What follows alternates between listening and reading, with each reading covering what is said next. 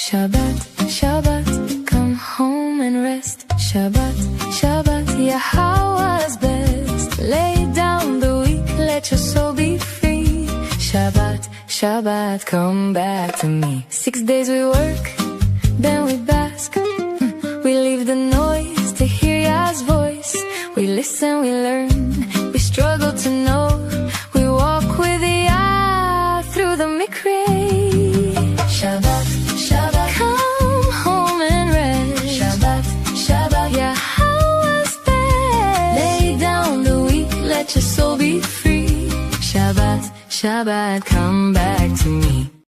Oh, lovely introduction. We are gathered here. We've got Rich on the controls. He is taking care of Kara. We have Leah sitting back on her section of the couch as she did for 2 hours today as we had the Leah Song Fest. I have Mike down there in the bottom with the little glasses and the big brain. Russell and Mariah above him. And the forest, we have a different look on Dr. Jeff in a whole different angle of his home. And up there with the people flirting with my wife is Kevin. Over here on this side, we'll see if we can get him in later. We also have Perry. And Wookie's at the ready, as you can see. He is the desk carpet. It was a fun experience today as we played, what was it, 8 of Leah's songs. We're making an attempt to be a bit more passionate and emotional with an audience that does not seem to be motivated by evidence and reason within Israel. And I think that program we delivered today for 2 hours did a really nice job of making an emotional appeal on behalf of Israel. One of the really fun things that we were able to do today, and for those that go to yadayat.com, you'll see it, is that I've posted the work that I've done so far on rewriting Written in Stone. I have, as you know, I've finished the rewrite and the publication or pre-publication work for Coming Home 4, 5, and 6. All we're doing at this point is awaiting Mike's fact checking, and we'll have 3 volumes. It's just 2,000 pages, Mike. So I don't know what's taking you so long. Well, it's gone for 3 weeks up in Illinois. So. Okay, well, that and 2,000 pages both will pretty much do it. But we'll have those books published here quite recently or quite soon. And in the Written in Stone, there was something that came up in the last couple of days that I thought was delicious, and that was that after having identified who the Malaka is in the story of the Shabbat, in the first statement on the second tablet, we were able to finally, firmly, and clearly identify the 2 people represented by the mother and father in the second statement on the second tablet. So if you go there, I think you'll read it. You'll see what the evidence is, and you'll see why I am absolutely certain that the father and mother cannot be our heavenly father and mother, because there is no heavenly mother. So that sort of disqualifies that right off the bat. And the statements there and elsewhere tell us do not respect or honor, even listen to our earthly parents, because they lead their children astray. And I put in the proof for that, which leaves us only a single candidate for each of those positions. And once you go there, it's a really interesting next step to figure out what is Yahweh offering with the 3 individuals in his name. So we'll talk a little bit more about that as we progress. We are going to repeat 2 of our songs this evening that we played during the vlog on the vlog. The first one does not have graphics yet. It is a concerto. It was both of these were written by Leah. In this particular case, I had asked her to create a classical song on the lines of Wagner or Vivaldi or Tchaikovsky or Rachmaninoff, that was uplifting, that made your heart want to soar and makes your whole essence want to move. It's marching orders without the march cadence, if you will. And I think she did a marvelous job of doing that. And not only that, the lyrics, boy, every lyric in that song, it's almost a tearjerk when you consider how appropriate they are for what we're trying to achieve. So I'd like to play Concerto and Bashar and B minus first, and we'll go from there to people. But this is quite a moving song.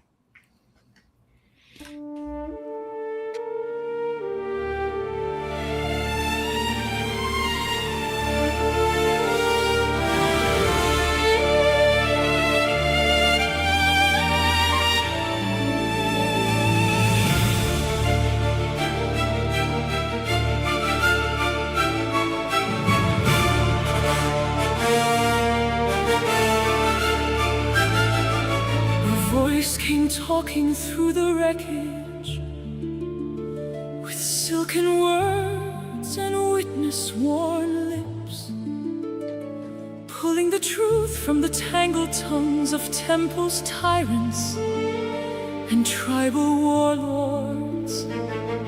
Not a throne nor a thunderbolt, no god in a borrowed disguise, just a man with a map of meaning and a match for manufactured lies. He found the name beneath the noise, the name religion had erased and nullified, took the dust off the ancient door and let the living light back in.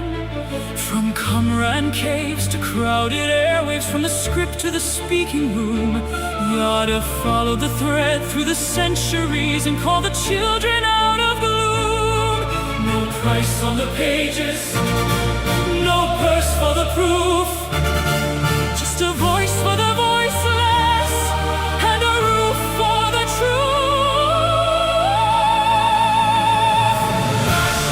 Hear the bright good news, bring the battered back to the blue. Sound the signal strong, Yahweh's name has waited too long. Yada knows, so Yada shows where the river of revelation flows. Not religion, not a ruler's scar, just truth on the tongue of the Bashar.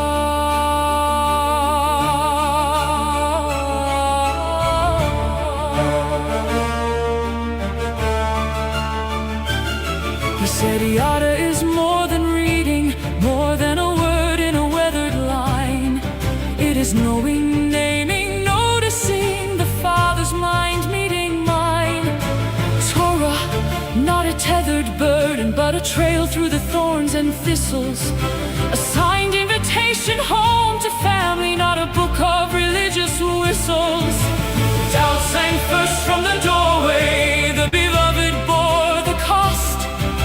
The Lamb crossed death and opened life for every child once lost. And the herald holds up the lantern, not claiming the light as his own. He points through the fog of falsehood to the Father, the family, the home. No creed to control you, no laws to command, just Yahweh's witness and a willing hand. Bear the bright good news, bring the battered back to the blue. Sound the signal strong, Yahweh's name has waited too long. Yada knows, so Yada shows where the river of revelation flows. Not religion, not a ruler's scar, just truth on the tongue of the Bashar.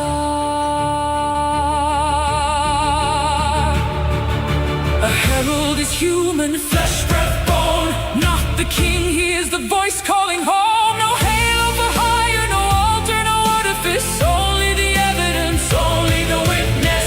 When the world sells shadows as salvation's flame, the Bashar brings back Yahweh's name. When the scrolls are silent and the proud depart, he puts the promise back into the heart. Bashar.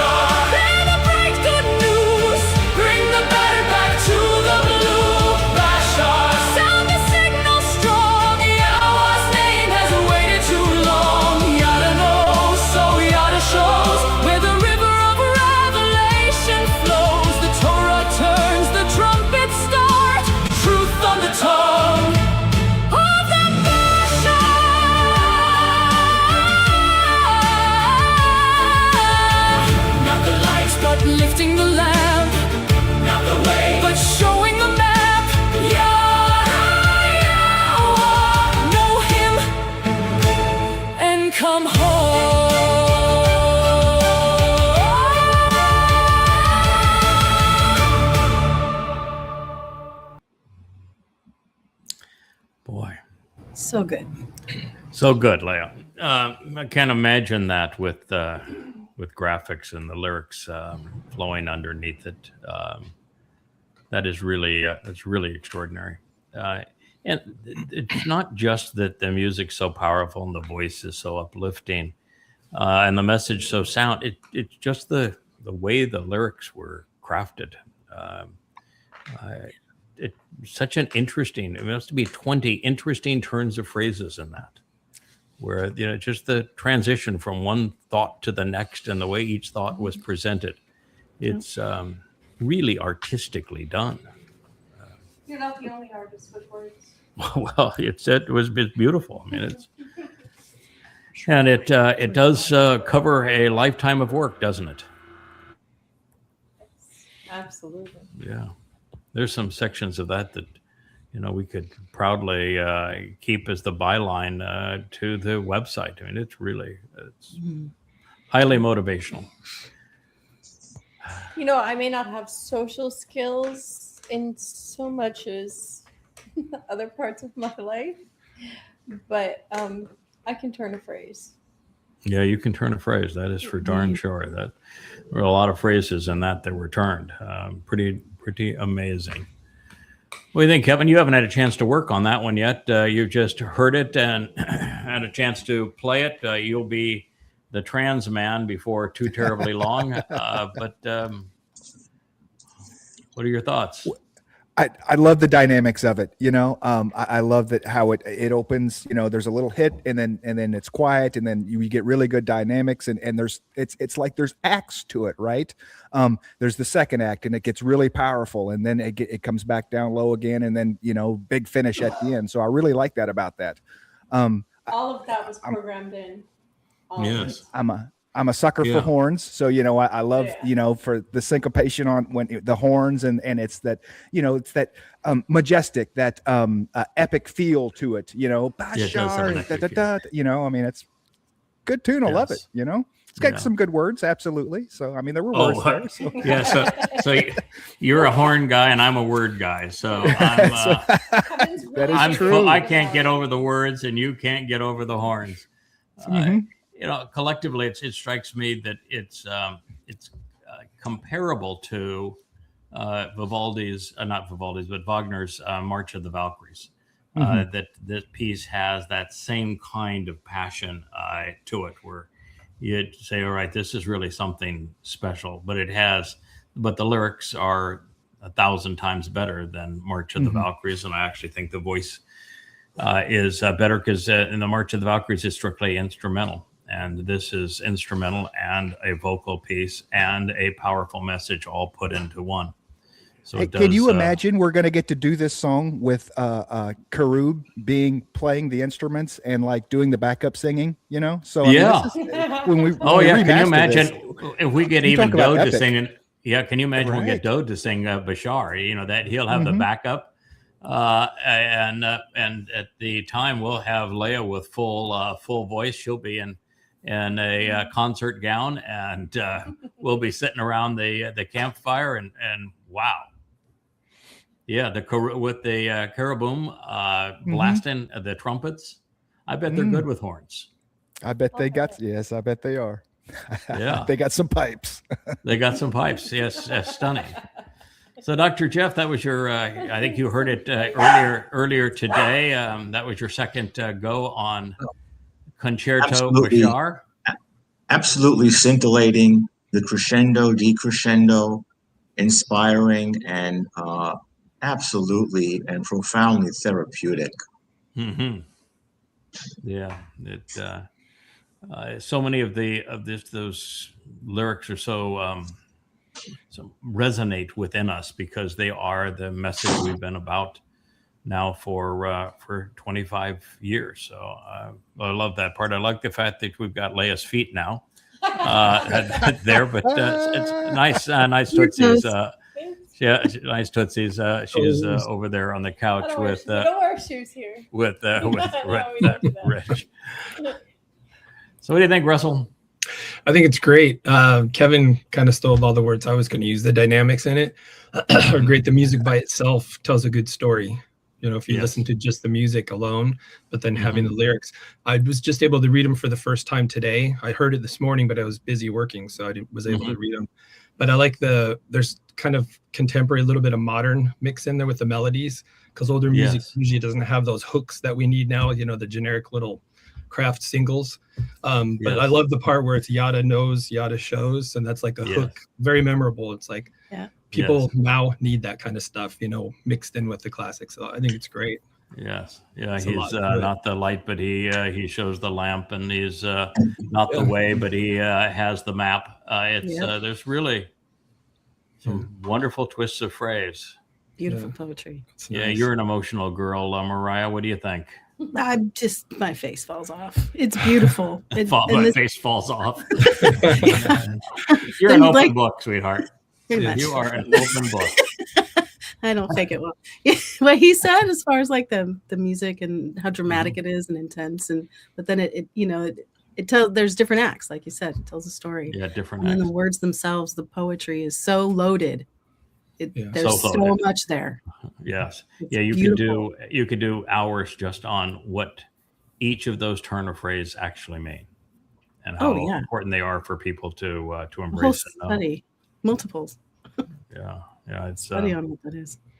and I don't think you could have that much range in a song if it wasn't a bit classical. With classical music, I think you can have that kind of range. If it was anything other than classical, I would think it would come off as forced. But with the classical theme, it doesn't.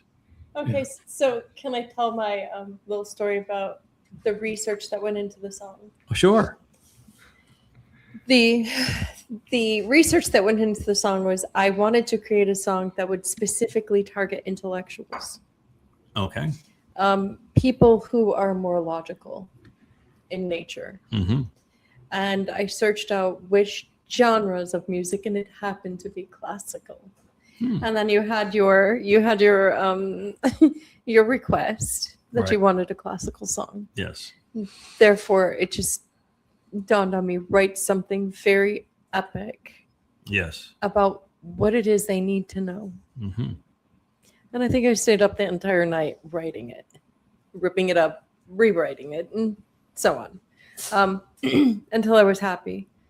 But the prompt, the music prompt, was part neurological science, part psychological science, and part musical science. Putting them together it is hard to do, especially when you're working with a machine. But that was as close as I could come to what I had in my head. Working with humans is much different than working with machines. Yes. But Machines will work all day, but humans give better results. Yeah, but imagine if you were to try to do that and you actually had an orchestra here, and you were trying to communicate and write sheet music for all that orchestra, and get all of that orchestration. It would take years. It would take years and piles and piles of money.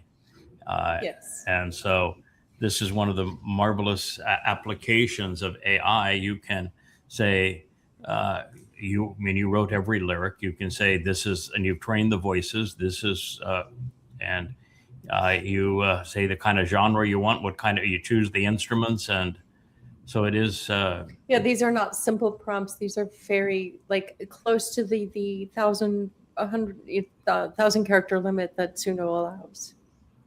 So you're they're up there. very detailed. Down Prompts. to, Yeah. So you're giving them 1,000 character prompt with every movement of the song. Yeah. Oh. And we have a new one tonight already. Yes, we're going to have people, you mean? Or another one? No, we have a new one. Oh, you have a new one? Yes. Oh, you wrote a new song today? You're killing me, I Smalls. walked in and you showed me the Concerto Bashar this morning. It was hot off the press, and there you go. You've got a new one. Wow. So, Mike, would you fact check that one, or would you let it roll? The song? Yes, the song. Oh, okay. You're a drummer, man. You can. You need more timpani. Yes. He gets More it. timpani. No, I like the dynamic. Yeah, it's a great song. I like the dynamics. The problem with modern music is I don't listen to Everything? it because it's crap. Yeah, it's just crap. But it's too compressed. Modern music is way too compressed. There's no dynamics. It's just like one solid Flat. volume level. Yeah. It's very flat. It's compressed. No dynamics. No Yeah. dynamics. I'm all about the dynamics. Yeah, this did have great dynamic range. It soars. Yeah. But you can't stay up goes in from you can't soar the pianissimo whole to- time or you wear it somebody out. So it has to come up and down and know when to crescendo and when the voice has to soar and when the instruments do and how they lead each other. And still you all are talking about the music. It's the lyrics that are powerful. I aim to gut punch the intellectual with my music, and that's I think it worked. Yeah. What do you think there, Rich? Well, I haven't counted it out yet, but it starts out, it sounds like 6/8 time. Because after we get to the second chorus, It switches. it's got a different backbeat. Yeah, it does. So she's changed time signatures at least halfway through the song. But the thing about 6/8, it sounds similar to 4/4, but it's also an unusual time signature to do in a classical band. But she still pulled it off. But I don't know. I haven't counted out. I'm not sure it's 6/8 or not. But I can tell there's a time signature change. Yeah. It's sneaky. Yeah. We have a sneaky time signature change. Yeah. And we have our intellectual over here since Leah wrote this for intellectuals and he likes classical music. What's your impression? Being the intellectual, all I can say is it brought a tear to my eye, and that was impressive for me. Yeah, especially for INTPs, they're not in the feels very much. So. Yeah, it is exceedingly emotional. And speaking of emotional, we have a second song here. This is People. It has full graphics. It has actually transparent people in it, and it is a really interesting piece, reflecting a very seldom considered aspect of Yahweh's nature. And cut to the chase. People don't like God very much. And God doesn't like people very much. And I think he's just returning their sentiment. He is. For 6,000 years that we know of, people have treated God very poorly, and they prefer religious gods made in their own image. And God says it's your choice, but I think it's revolting. I think you're idiots, and I want nothing to do with you. So the overwhelming preponderance of people, God literally has disowned. He has no interest in at all, and they have no interest in him. So I guess that's fair. But the religious notions that Muslims want everyone to worship Allah, and God says, no, I don't even want to know the majority of you. I have no interest in you. And Christians, God loves everybody, wants to save everybody. No, he has no interest in that at all. He is not only in Hosea, but also in Bereshith in Genesis. God made it really clear that he regretted creating humankind. And the big problem is that when men and women became many, they became all bad. That individual men and women, very few, have the potential for both. But collectively, we're rotten to the core. And that's a message that most people are unfamiliar with. It makes a big difference in what we are trying to achieve, however, because we would be doing God a huge disservice if we were popular. Yeah. And yes. And it also means the expectations are achievable.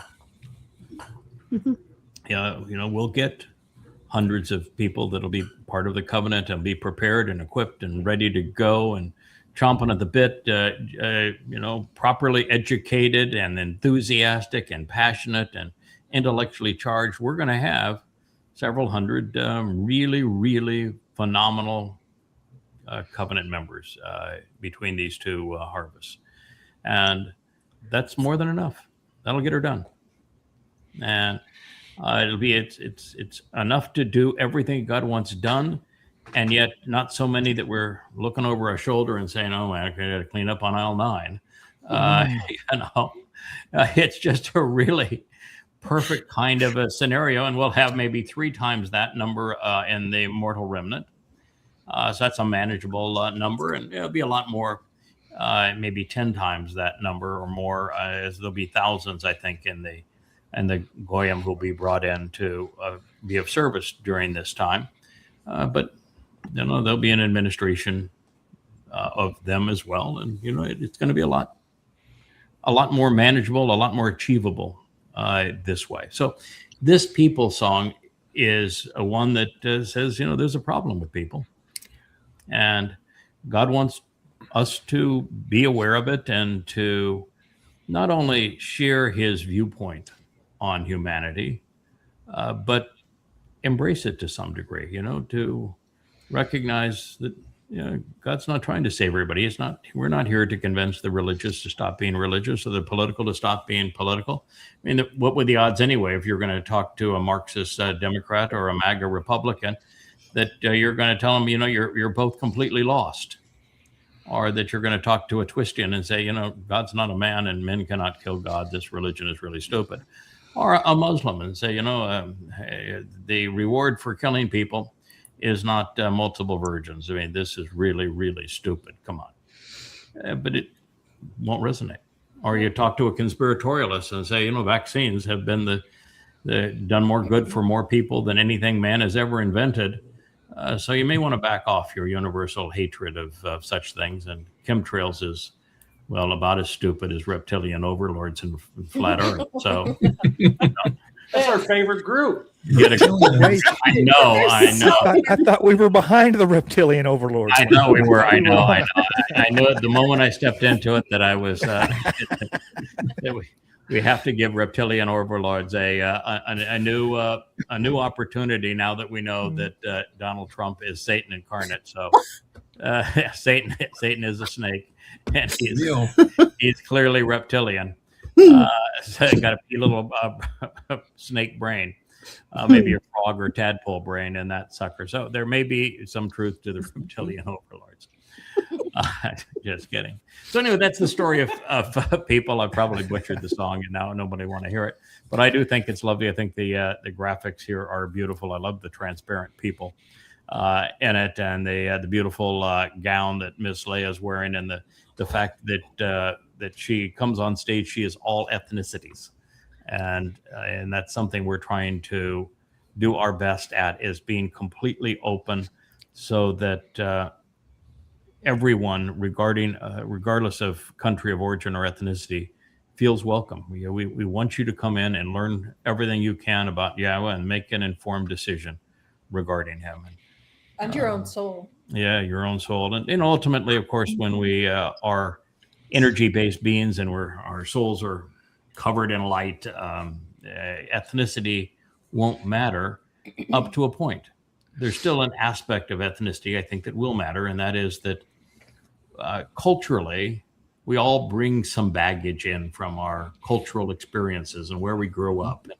And I think that makes us richer by having different backgrounds and different ethnicities from a cultural standpoint. We all have things to overcome. Yeah, we do. Yes. And there's beauty in everything. There's, we talked about Deepo a lot today.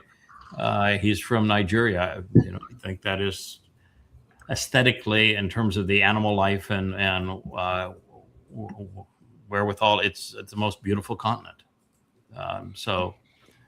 There's aspects of everything, I think, that we can benefit from. So let's play People, Mr. Spinmeister.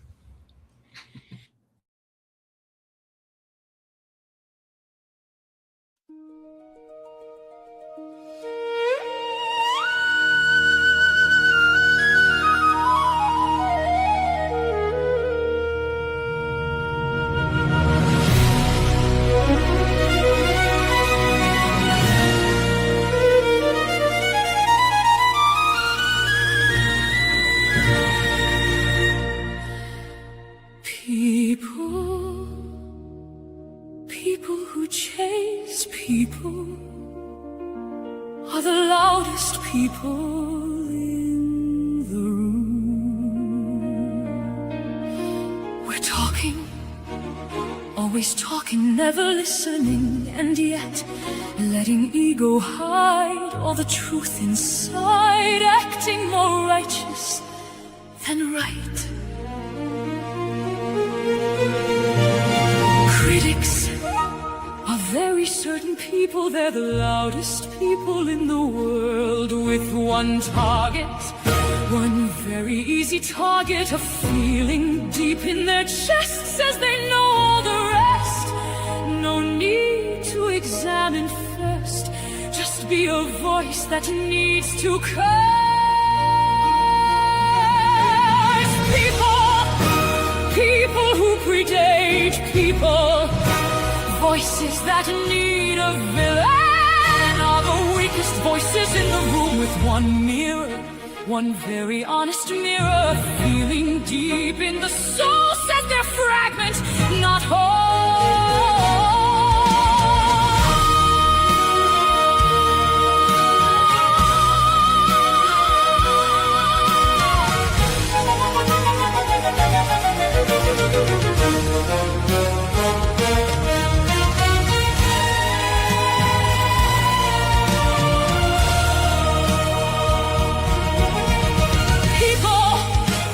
People who hate certain people,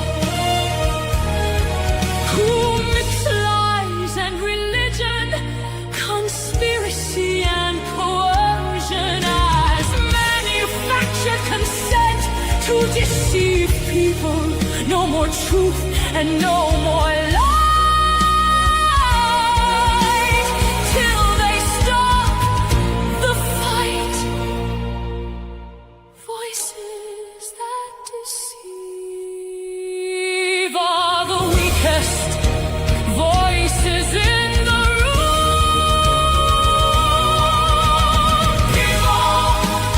People are most deceived in themselves and to their ends. People.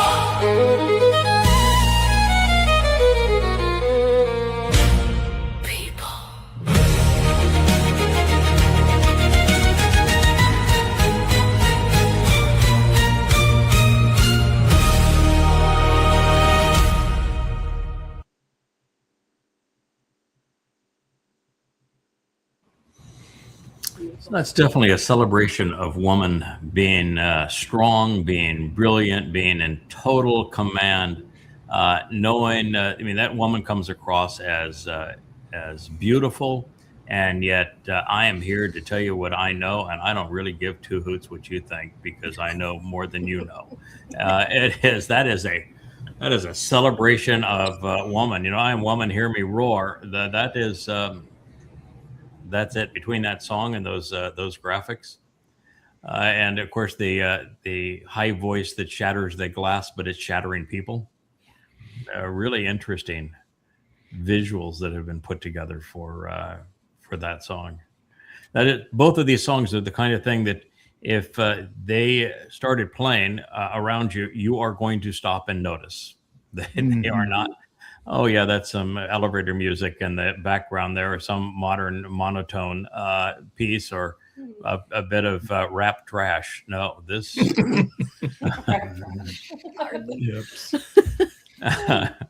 that's real music there. That's pierce the soul. I'll have to prove to you one day that rap isn't actually trash. It's a tool. Depends on who the user is. That's true. Yeah, the lyrics, the tempo, the song, everything it's all one. You could do the country rap, also known as crap. Yeah, country rap is called crap. Thank you. That was I tell you what, I have never heard a rap song that didn't cause me to want to scream and run out of the room.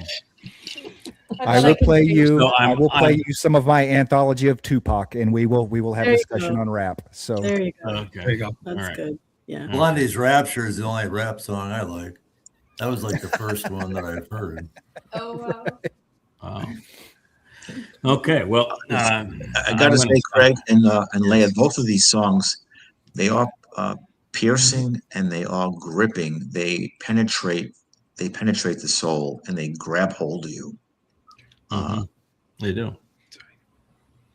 They leave you with a richer for the message. And lyrically, what the song does is it very much.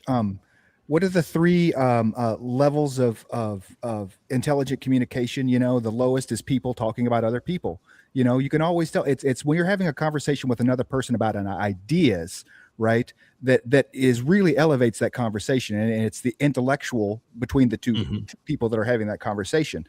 I look behind me and I see this exclamation point on People, and it reminds me of People magazine. It reminds me of what journalism is today. It's people talking about other people, and it's completely pointless, you know. I mean, because there are so much bigger things to talk about. What are the three rails of politics, or the third rails of politics, right? Politics and religion. Those are the things you said at a dinner party, that in polite conversation, when you're making friends, and that when things don't matter, you don't touch politics or religion. When it matters, when you need to listen, learn, and live, what do we talk about? Politics, don't be political. And don't be religious, right? This is why. That's what we talk about. So, yeah, talking about ideas that matter. That's why we even do the blog on the blog. Even though there's people that make statements, we really have no concern over the people, other than those that are making actually vomiting all over themselves. But it's to repudiate the ideas that were wrong and to commend the ideas that are right. There's a difference between correcting people and talking about people. Yeah, that's the social media thing where they want to talk about people or living your life online. What is it? They keep up with the Kardashians. I've never watched an episode. I understand it's very popular, but never desire to. It just it has zero interest to me.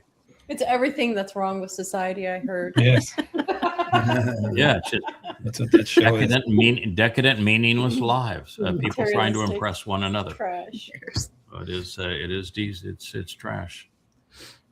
So, Dr. Jeff, you actually looked I think it's your daughter that opened the drapes. The room's actually more appealing, and the lighting effect is actually better. You almost look heavenly with the light behind you now. So I know you were kind of concerned that you had it closed and it was open back up, but it works. Okay, well, yeah. Oh, behind there we have a lake, and we have our birds, and we have it's pleasant, but it's about 112 degrees. So there's a lake back there, but it's the birds are baking, so it's it's a dry heat. It's a dry heat. In Arizona. After living in Florida and then going to Arizona, it's like one of them is you jump into either you're in a swamp or you're putting your head into an oven. Take your pick. Yeah, swamp or an oven. Okay, well, yeah, I would agree. That's a good analogy. Yeah, that's why I like it here. We're 10 to 15 degrees cooler, which makes a big difference. And we're 10 to 20 percentage humidity lower. And we always have a nice breeze. So the combination works. So you're at 119 there, and on our high today was in the high 80s. We do get our Sahara dust storms. But yes, we do. Hurricanes. Nothing is perfect, but it's pretty good. Anyway, Miss, you took your face off, and Mr., you took your face off. Are married to Mrs. Take Your Fake Off. Would that one work for you? It's beautiful. I love this. The silk of the dress is amazing. How he got that. Yes. It's called. It's a very specific material called liquid silk. Liquid silk. Liquid silk. Yeah. It's. So I created the dress. That was my first dress creation in AI. Oh my, it was so hard. It was really frustrating. I'd never designed a dress in AI before, and it just kind of didn't get the technical details that I was trying to go with. And it was hard, but the material's called liquid silk.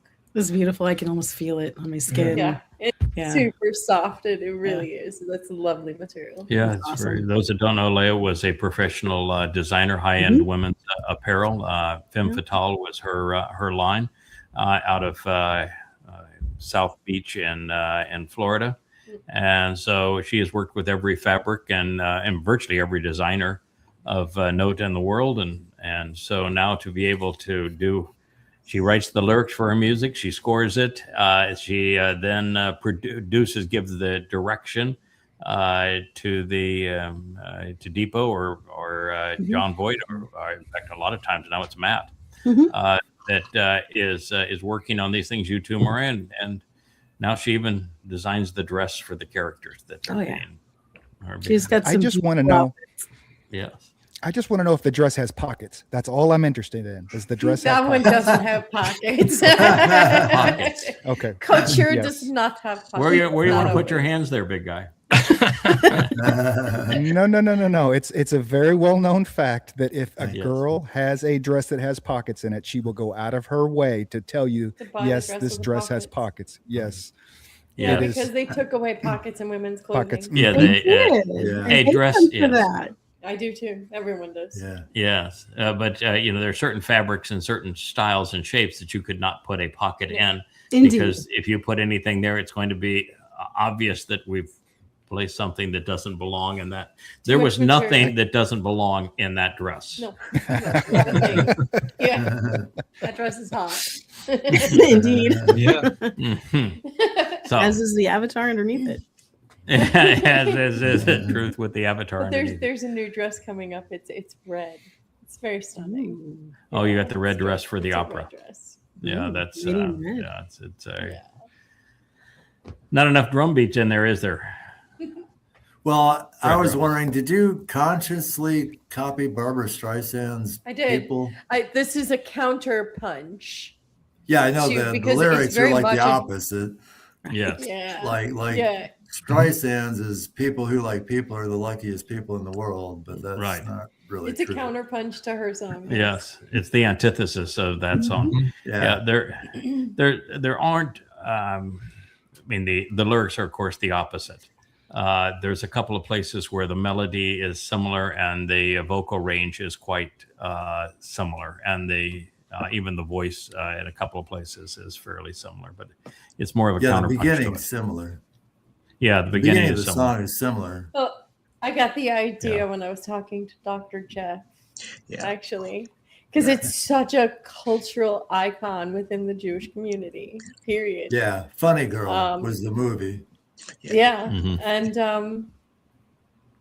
like we were discussing a problematic person, and I was just like, oh, people, and I was like, wait, Streisand. It just started playing in my head. I'm like, wait, Streisand. What if I do a counterpunch to that? Yeah. I said to Leah, man, people who need. I started saying people who need people. I said, you should be all over this. And within about 10 minutes, she's like, let's look at the lyrics. And you could tell within a few minutes, she had it done. She was gone. And I was like, yeah. Oh, wow. This is just. Oh, wow. Yeah, it happens fast with Leah.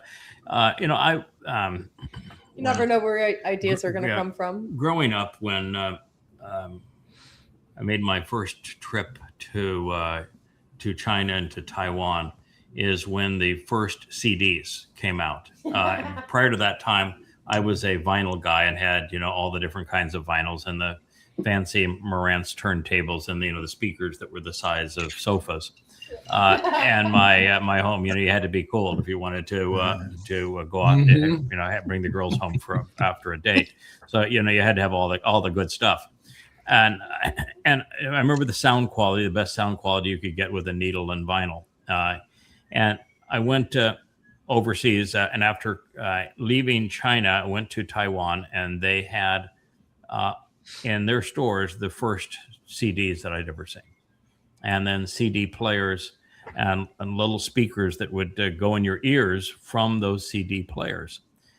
And I was just blown away by the purity of the sound and how vastly superior the sound was to anything Vinyl, anything I'd ever heard before. Yeah, it was a revolution in music. And yeah, it was a revolution in music, and it was voices like Barbara Streisand, who has always been one of my favorites because I think that voice has so much emotion and so much power and so great a range, and yet it's so easy for her. Extremely expressive emotionally, right? As well. And she is an extremely talented storyteller in her songs, and part of being an actress, I would assume. And then there was a period of time where I said, yeah, I've probably had my fill of Barbara Streisand. She really went on an extremely liberal campaign where everything was Marxism, and it just got to be much. About 5 years ago, Barbara Streisand just got it together, and she became a moral voice and a conscience for the country. And I began to listen to what she was saying and how she was saying it, and I changed my perspective entirely on the woman and really came to appreciate her as a spokesperson for society that had a moral tone and character to her, and started listening to her music again because of that. And so doing an inverse of one of her songs is really appealing, but it's still in honor of a really elegant, high character Jewish woman. She has a voice of velvet. Yes. Yeah, we're talking at lunch, and that, well, this Sion Dion has a, just perfect tone and everything in her voice, and there's others that do it. There really hasn't been a female singer that has the kind of power and range and emotion and storytelling capability of Barbara Streisand. She's really in a the difference in a league between Celine Dion and Barbara Streisand. They're both vocally expertise in their craft, both of them. Mm-hmm. And I noticed this also with violinist and pianist. Mm-hmm.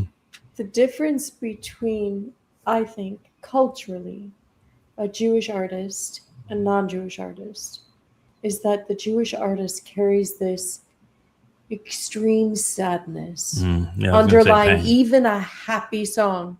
You can feel this undercurrent of sadness. Far more passion and emotion, and so much of it is hurtful. Yeah. It's like a good comedian. Almost all good comedians have had travesty in their lives, and they a lot of the comedy comes out of pain, and a lot of the beauty of Barbara Streisand's songs seem to come out of pain. And being Jewish in this world is not easy. So maybe that's part of it too. But growing up in Jewish families is not easy. That is also true. All right. So with that, I'd like to return to our host choice. Last week, Kevin got to choose what we were going to cover. We were in the middle of Malachi. We're going to return to Malachi. This is all about the witness and what the witness provides. And so, without further ado, let's talk a little bit about what Malachi had to say, inspired by God. Where we were at the end of our program last week, we read, "Remember the Torah teaching and guidance of my associate Moshe." So while this is recorded in Malachi, which means my messenger, the person speaking is Yahweh. Moshe was not Malachi's associate, but he was Yahweh's associate. So this is Yahweh speaking in first person to us through Malachi, and in so doing, the first thing that he is asking is Zakar Torah. And there's two aspects even of that as we get into it. The first is that, well, Zakar does mean to remember. It also means memorable men. Zakar are men who are memorable, and there's a number of men who are memorable in God's story. Moshe is clearly one of them. And he says that he is Eben, which means that he's a worker. He's there to serve, to be a collaborator. So remember the Torah teaching and guidance of my associate Moshe. He did not say, remember the oral law that I never gave to anybody. And that applies to no one, that it can be credited to no one because, well, I never provided it. It's the one and only Torah, singular. It means teaching and guidance, instructions and directions. And it was offered to us by Moshe, Yahweh's associate, Yahweh's co-worker, which to show the way to the benefits of the relationship, Asher, I provided instruction. Shawa is a word that is routinely corrupted by the rabbinical types to be a command, because they want the Torah to be laws, and so that if it's laws and Shawa becomes commands and then mitzvah becomes commandments, they got their religion. But that's not what the word means. It means to instruct, to delineate, to direct. And used in the shadow of Torah, it has to be viewed from what the Torah represents, and the Torah represents directions, instructions, teaching, and guidance. And so here we have a marvelous shadow to tuck Shawa under so that it can be better understood. And all mitzvah is Shawa with the my prefix, which means to ponder the implications of instructions and directions. So he says, I provided my instructions and directions through him in Choreb for all Israel, including the prescriptions for living that cut you into the relationship. Choke.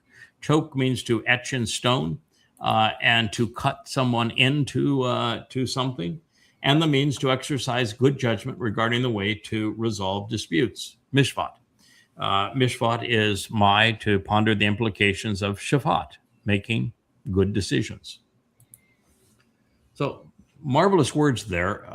God's pretty good with the vocabulary. He managed to get co-worker in, memorable man with Zakar, Torah, which means teaching and guidance, Moshe, which means to draw out, Asher, which is to reveal the way to the benefits of the relationship, Shawa, which is to provide instructions and directions. Choreb is the dividing line. It is this knife's edge. You're going to be on one side or the other. There's no fence setters in Choreb. For all Yisrael, Israel is duplicitous in the sense that it can be those who struggle and contend against God, or it can be those who engage and endure with God, depending on your response to God. Choke and misvat are essential elements of the Torah.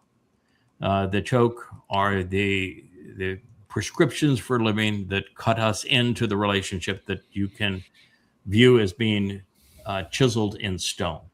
And the mishvat is the means that we use to process the information that God has given us, to value evidence and reason, to make informed, rational decisions, and to know that God is using the shaphat to resolve disputes. So powerful terminology in Malachi 4:4. Behold, pay attention. I myself will send you Eliah.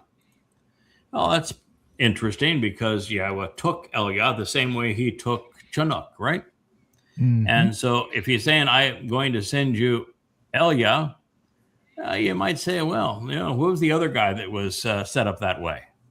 Chinook. Mm-hmm. So maybe that's something you ought to be thinking about here. And God wants to be coy about it. He does not want to, even though I view every one of his cards is laid face up on the table, God's communicated like this over that 1,000-year period, and over the 2,500 years since, nobody has understood it. So you do have to think your way through it if you're going to benefit from it. So, behold, I myself will send Elia. Now, the fact that God sends Elia to Israel, what is he telling us? Who was Elia? Oh, he's the one that was completely against religion. Was and politics. We're kind of behead him, And yeah, he was the most outspoken prophet of all of the prophets when it came to impugning religion and politics. He was told not only to blast them sarcastically and demean religion and politics, and was spectacular at eviscerating them. At the end of it, God told him to go kill all of the prophets of Baal and Asherah. So he's the kind of guy, when he shows up, what would you do if you were religious and political? Run for the hills, right? Run away. Yeah. You know that he challenged the prophets of Baal and Asherah, and they didn't have an answer for anything. So do you think it would be wise for a rabbi to try to challenge him?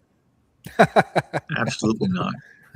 And what do you think the fate would be if a religious person tried to challenge Elia? God's going to be consistent. So if God is sending Elia, what he's telling us is that he is going to eviscerate once again and condemn religion and politics, and anybody who is religious or political is not going to survive him. That's what he's telling us. And oh, by the way, he's telling us one other thing. What's God's name? Yahweh. Yahweh. That's why his name is Elia. God is Yahweh. Mhm. So there are a lot of things going on with sending Elia. And he calls Elia the prophet. It's interesting.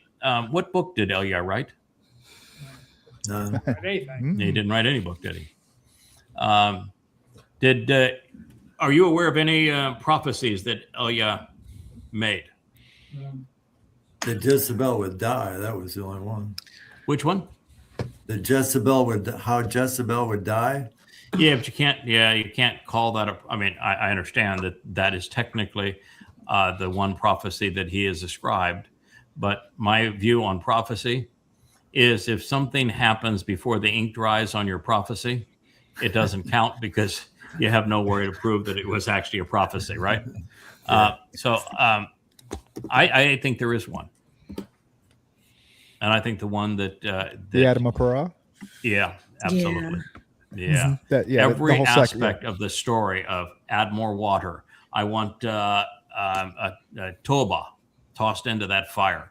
I want lots of cedar in that fire. I want that to be a bull, and I want the bull chopped into lots of different pieces. And then while we're doing that, we're going to have Yahweh himself ignite the fire.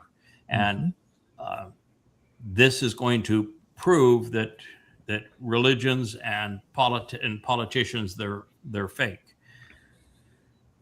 Elia is going to orchestrate the exact same event on Teruah. That's the prophecy. It's going to happen, play out exactly the same way. All the same elements. So I think he can only be called a prophet if he fulfilled the office of a prophet. And in this case, he fulfilled the office of prophet. We have a Wookiee that wants back up here. He doesn't know that there's nothing here except, he's going to have a little of my iced tea. Who knows that I needed any iced tea left anyway. At least it's not cappuccino. It's not going to keep him up all night. The Wookachino. Yeah, Puppuccino. So he has a prophecy, and it's a very detailed prophecy, and literally every aspect of that prophecy is going to happen again on Teruah. And that's something I don't think anyone has put those things together, that he is the prophet of the Adam of Parah, which is the reason God is bringing him back. It's not just to excoriate religion and politics. It's because he is the only person who has experience being a master of ceremonies over the sacrifice of a bull to rid the world of the consequence of religion and politics. And that is the seminal act of the great day of Yahweh. So God doesn't want the single most important display of his desire to purge his people once and for all of religion and politics. He doesn't want to leave that up to an amateur. Now, in my case, I heard you voice my need. oh yeah, thank you. Yeah, thank you. Now, and whoops. and in my case, I get mauled, and you don't have to have a great deal of experience to get mauled. One time will probably do it. Now, the kidding aside, after being mauled, I'm turned into a sword of light, and I take out all of the. I'm actually the means that will be used to rid the world of the religious and political. And for that, you do have to have some prior preparation and prior training, because you need to do that responsibly. And so that's why he's been chosen. He is the person that's going to perform in that way. So, yeah, and it's interesting. It's interesting that you. He's both. Oh, sorry. Go ahead. He's both a witness and a prophet. I can think of someone else who also fulfills those two roles. Yeah, that's true. Mm-hmm. Yeah, we're going to be partners in that way. Now on Teruah, he gets the long stick, and I get the short stick on Teruah. But I get to have my wife there and my friends, and so it's a time that I'm familiar with and everything else. So I get some advantage too. So it's fair, I guess. Anyway, he says, "So behold, I myself will send you Eliah the prophet before the coming arrival, so la pane bo, of the exceedingly important, the Gadol." You ever heard the place where Gadol was used before? Is there a Gadol around here anywhere? Luminary. Yeah, all right. Yeah, so the top dog luminary, he is a Gadol, representing the brilliance of the sun, because he is the sun. He is Dode. And so it says before the arrival of Dode, and before the arrival of the great and exceedingly important. And he goes on, it's beyond just the Gadol day. It is the Yare day too, and the awesomely inspiring day of Yahweh. So you know what the great and inspiring day of Yahweh is? I mean, you've got, pick a day. What would you think is a day that God's going to say, of all days, this is the greatest day ever? And it isn't Pesach, it isn't Matzah, and it isn't Bokurim, and we can talk about why it isn't those three. I mean, watching your beloved son get crucified and then making a trip into hell, yeah, it's not all that much fun. And on top of that, the world yawned, paid no attention, and Yahweh wasn't there at the time. He sent mom and dad, his typical team, to watch over and support his son. So that's clearly not the great day of Yahweh. Yahweh's not, God said it needed to happen. He's proud of his son for doing it. That's a personal day in terms of just Yahweh saying, my son now has completely lived up to his calling and his purpose. But it's not the great day of Yahweh. Mm-hmm. Now on Shabuah, we know that most people will have no idea where those people went. Certainly not going to be the great day of Yahweh. Now, you think that Sukkah would be the great day of Yahweh? You've got Chag Sukkah, open the gates back to re-entry into to Eden. If that's the great day of Yahweh, why didn't you tell us what's going to happen on it? That's the reward day. No, that's not the great day of Yahweh. Yeah. In fact, that's actually starting all over. We're going to go back to work again. The first time in the garden didn't work out very well, so we're going to give you a new chance on the garden. So that's kind of going back to work day. So for a long time, I thought it would have been Yom Kippurim. That's the day Yahweh returns with Dode. It's the family reunion. It's the great homecoming. It's going to be a wedding, maybe even two weddings on that day. Pretty magnificent, right? Mm-hmm. But when you put it all together and you see it presented in context, there's only one day left. Yes. And if we were to just describe all the things that are going to go on that day, it would take hours and hours. But he just introduced a fellow, didn't he? Oh yeah, didn't he? Mm-hmm. And he called Eliah a prophet, didn't he? Yes, he did. And Eliah has one prophecy, which is the ridding the Israel of religion and politics by the sacrifice of a bull. So what day does that bull get sacrificed? September 23rd, 24th, 2033, Yom Teruah. That is correct. So we have another affirmation that Yom Teruah is the great day of Yahweh. Now, a lot of things are going to happen. Yeah, as we said, Yahweh doesn't like people very much. On Teruah, the world is going to find that everyone who has not been supportive of Yahweh, not taking advantage of this, is going to be gone. And you're going to find that the earth is transformed back into the conditions found in Eden. And you're going to have the sacrifice of the Adam of Perah. And you're going to have copious waters released from underneath the Temple Mount that's going to purge people, the fire that's going to be an eternal flame. You're going to have the night before the great gathering of the olives, that final harvest of Israelites. It's going to be an extraordinary day. So that's the great day of Yahweh, and that is what Eliah is being brought for. And it says, then he will restore the thinking and the inclinations of the fathers for the children. I think Yahweh wrote something in stone, if I can recall it, about, let's say it's the second statement on that first tablet. Fathers condemn and corrupt their children to the third and fourth generation. Eliah is going to stop that, isn't he? Mm-hmm. Yes. They're no longer going to corrupt their children. So we have the remedy to number 2, which means since number 2 on that first tablet was don't be religious, guess what we also have a confirmation of? No more religion. Mm-hmm. So then he will restore the thinking and the inclinations of the fathers for the children, and the thinking and inclinations of the children to their fathers. Mm-hmm. And in this case, it is likely that this is now talking about the second statement on the second tablet. Because while fathers will no longer be corrupting children, which means there will be no more religious fathers around, it is still a father and mother who, in the second statement on the second tablet, are specifically responsible for elongating one's life. Not making it eternal, elongating it. And it's done by the Adamah, according to God's, what he etched in stone.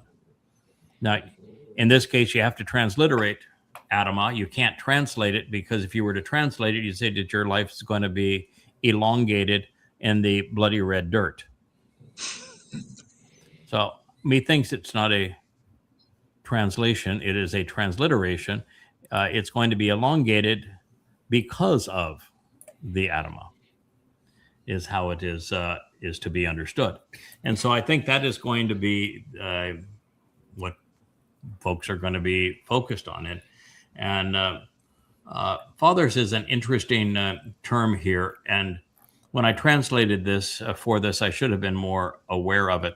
But the plural of fathers, Mike, what makes the plural of fathers unique? It's abot. It's a irregular plural ending. Well, yeah, and irregular in what? It has the female oat. Yeah. Ending. Right. So if you took a masculine father and you gave it a feminine plural, might that be parents? Complete. It might be. My original interpretation was Yahweh's our real father and our earthly fathers. Yeah, but you can't have it be Yahweh in the plural. True. So now you're back to parents, and there are some parents that have a masculine noun with the feminine ending. Like, for example, the Adamah Parah would fall into that category. It's just interesting thought as to who these parents are, and maybe it's the parents that he's talking about in the second statement on the second tablet. Now it says, or otherwise I will arrive and inflict and then destroy the earth. So no pressure here.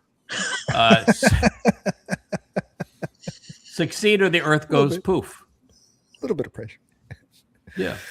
So when we talk about how important the events are on Teruah, where we need God to find susceptible and acceptable people to bring into Jerusalem from around the world, and to carry out the sacrifice of the Adamah Parah so that he achieves the proper result. Because I'm here to tell you that simply being bludgeoned, having a body bludgeoned, doesn't do anything for anybody unless God's going to do something because of it.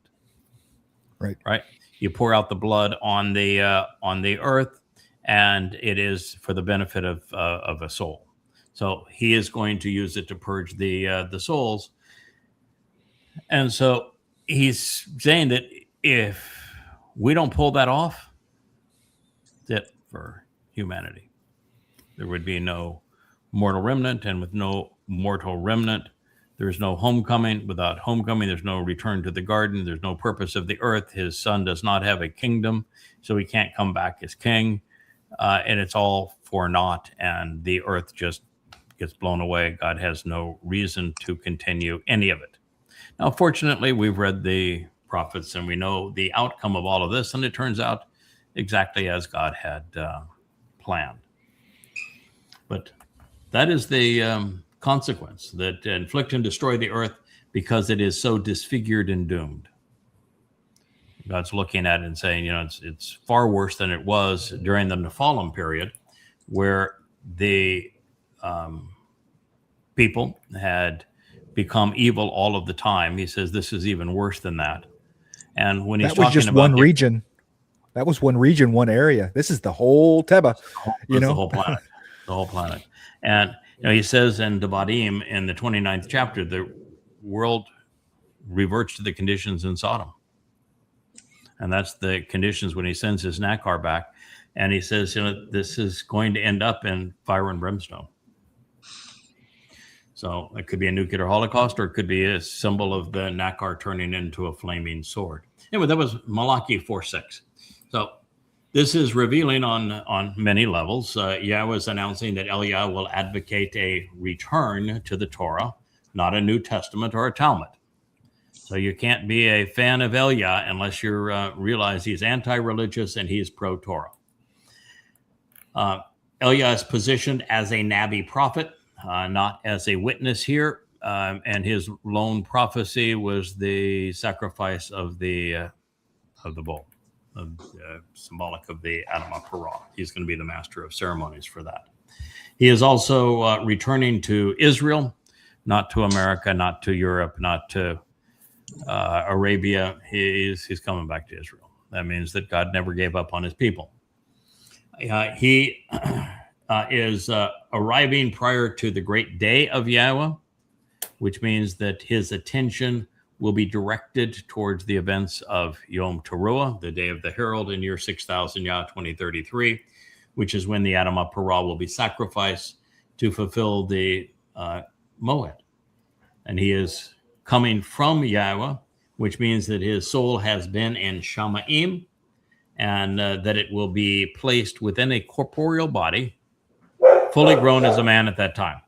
So this is interesting because he said specifically that Eliah is coming back. Eliah has not had a body in Shamaim for 2,888 years. So it's Eliah's soul that has been in Shamaim, and he didn't say that it is Eliah's soul that is returning and is going to look like a great big ball of fire. Therefore, and he's obviously not going to bring Eliah back as a prophet, as a baby. So he's not going to be coming from a mommy womb. So God has to have the capability of taking a soul that's with him in Shamayim and inserting that soul into a physical body. Now, if he can do that for Elia, so if he can take a man in the midst of his life and bring him to Shamayim and then return that individual, put him in a different body 2,888 years later, then there should be no limit or any concern about Yahweh doing it with others and often. Mm-hmm. So it affirms the idea of having certain souls deployed because they can be counted on to do the job well. Also, if not for this return to the Torah and change away from the religious corruptions of sons by their fathers, Yahweh states emphatically that he would destroy the earth. It's too corrupt. So, should we fail, so does humanity. You just think you'd have more people rooting for you than rooting against you. But what are you going to say? People, right? There you go. There is, there's no doubt that Elia will be dispatched prior to the fulfillment of Teruah in 2033. In fact, he's going to arrive on Passover, Pesach, the day of Pesach, not the evening of it, April 18th of 2030. I do not see him obviously representing the tree of lives or knowledge. He's not being presented here as a tree. There's no reference to him being a tree. So that presentation that was in Zechariah 4, we have the two olive trees on either side of a menorah. He's not one of those. So they're not depicting the two witnesses with Elia being one of the two witnesses because he's not a tree. Never presented as such. But two of God's routinely deployed players are trees, one of lives and one of knowledge. Now, Elia did not provide even a fraction of 1% of the prophecies or instructions conveyed by the aforementioned Moshe or by Dode. Certainly wasn't as prolific as Shamuel, Yirmiah, or most certainly not Yeshaya either. And he didn't write anything versus Yada writing 30,000 pages. So the man's being brought back for another reason, and that's his experience being sarcastic when impugning the religious and political while sacrificing a bull. Now, having written nothing, obviously he was not a tree of knowledge. Having sacrificed nothing, he was not the tree of lives. And with no prior correlation between Elia and the Moedim, he isn't one of the two luminaries. He is a man who has experience doing something that is essential to God, because this is the single most important day in human history for God. And he wants to trust the master of ceremonies to do the job well. And he knows he can trust Elia to do that. And it's Eliah's prophecy. So Elia had something that we do not see in the other prophets, and that was that he was sarcastic. He did not have a tail that does that, but it is warm. So thank you for the fan, Wookie. I get no respect here. Rodney Dangerfield getting slapped in the face with, but it is a nice tail, as tails go. Yeah. So Elia was sarcastic. He was quick-witted. He was exceedingly judgmental. If somebody were to try to crash his parade and take the attention away from what is happening, Elia's got the comeback. That is for sure. He's always ready and willing to trash the reputations of the religious and political, and no one was more devoted to exposing and condemning the Israeli establishment. I don't care who they bring against him. They are not going to prevail in a debate against Elia. I mean, Elia wins just because he's Elia. I mean, you're Elia. You've come back after 2,888 years. You win by default. I mean, it's You know, come serious on. street cred. Serious That's, street well, cred. that is serious street cred right there. So that, Craig, I that think has some, I think you're being provided with CAL insurance right there. yes, you are. And in addition to what Elia does, he also ends up being sacrificed at the end. Mm-hmm. He does. He provides After he does his job as a prophet. Yeah. And it's interesting that the blood of the bull does what the bull has always done. It restores any issues in the relationship between Dode and Yahweh, because the bull's blood on the mercy seat on Yom Kippur, on Yom Kippurim, is to restore the priest, because Aaron was such a scumball that had to restore his relationship before he could even approach to do anything else and restore Israel's relationship. So the bull's blood affirms that Dode's relationship has been fully restored with Yahweh, and then it is the goat's blood, Elia, that is shed to restore the relationship with the remaining Israelites. So that's it's kind of a nice touch. So he gets to do that, and he'll love that, because it's a way to get rid of a physical body and go back to a spiritual body of light. They're a lot more fun. So we have the fact that he was foremost expert at exposing and condemning religion and politics in Israel, and based as it was on Babel and still is. Further, he with the Babylonian Talmud. Further, he practiced having rehearsed the job, because he orchestrated the sacrifice of the bull that gave Israel the opportunity to come clean and to choose Yahweh 2,888 years ago. I even think that's interesting, because, of course, it's 20 Yobel and then 3/8 for infinity. Therefore, he will serve as the master of ceremonies during the sacrifice of the Adam of Puran Teruah. So God recognizes the merit of mocking a society's religious and political leadership, openly and bluntly exposing and condemning them. And he is fond of those who are not afraid to stand up. And Elia was willing to do that. And he is going to need to stand up against the rich and the powerful. I'm not going to bother Elia one iota. Also, Yahweh loves foreshadowing important events, and fewer is vital as what would happen again in this case. And it's a beautiful foreshadowing. Also, one of the things that's interesting about Elia is that he specifically summoned the demonic king to this event. And on Teruah, he has to summon Satan incarnate. So he is reprising that aspect of what he is doing as well. Wookiee doesn't know if he wants to be down, up, or whatever, but nonetheless, I've lost my fan. Perry, though, has a fan now.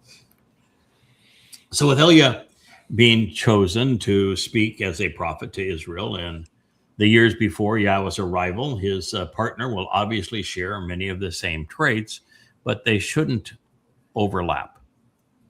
In other words, his partner needs to be more up to speed with things that didn't even exist in Eliah's day: Christianity, Islam, Marxism, for example. So they will have probably very similar personalities, but maybe, I can't even say similar personalities. Elia was, apart from when he was orchestrating the sacrifice of the bull and confronting the religious establishment, he did a lot of running. He went off and was isolated from Israel for a very long time. And there were times where he did a Moshe thing too. He says, "Okay, God, this is way too much. I can't keep this up. Why don't you just kill me?" So he and the bull are not exactly the same in that regard. They just both are sarcastic, fairly quick-witted, and both anti-religious and anti-political. So in this case, I think that his partner is going to be more in tune with the challenges of the false notions of Christianity, Islam, Marxism, and of course, MAGAs. A lot has gone wrong since the showdown of Elia and the prophets of the Lord and the Queen of Heaven. And since we're making these comparisons, the man similar to Elia in the sense of having been taken to heaven by God to be redeployed is Chinook. Now, recognizing that the choder is a sucker, that sounds like a pejorative, but from God's point of view, that's a good thing. A sucker is something that gives a fallen tree or old roots new life, and a sucker in things like olives is highly productive. So it growing out of the old rootstock of an old olive tree, giving this tree new life, it's rather obvious that he represents one of the two trees besides the menorah in Zechariah's example, particularly since the choder is called a tree. Standing beside God's luminary, the deeply rooted and productive tree will be discussing Yahweh's symbols and using them to reveal God's intents. He's going to be very comfortable standing next to a menorah. Also, in that we learned that the choder is the malak, conveying Yahweh's message to his people in the end. It is interesting to see that a malak is conveying this message to us through Zechariah and that presentation. We only went to Malachi to demonstrate that Malachi is going to be there as one of the two witnesses, a prophet, but Malachi is not one of the two trees on that symbolism. And the reason that the Malak kept on probing Zechariah and says, why don't you understand this? Come on, man, you're a prophet of Yahweh. I've shown you two trees standing beside a menorah. How is it you don't know who these trees are? Why do I have to keep asking you?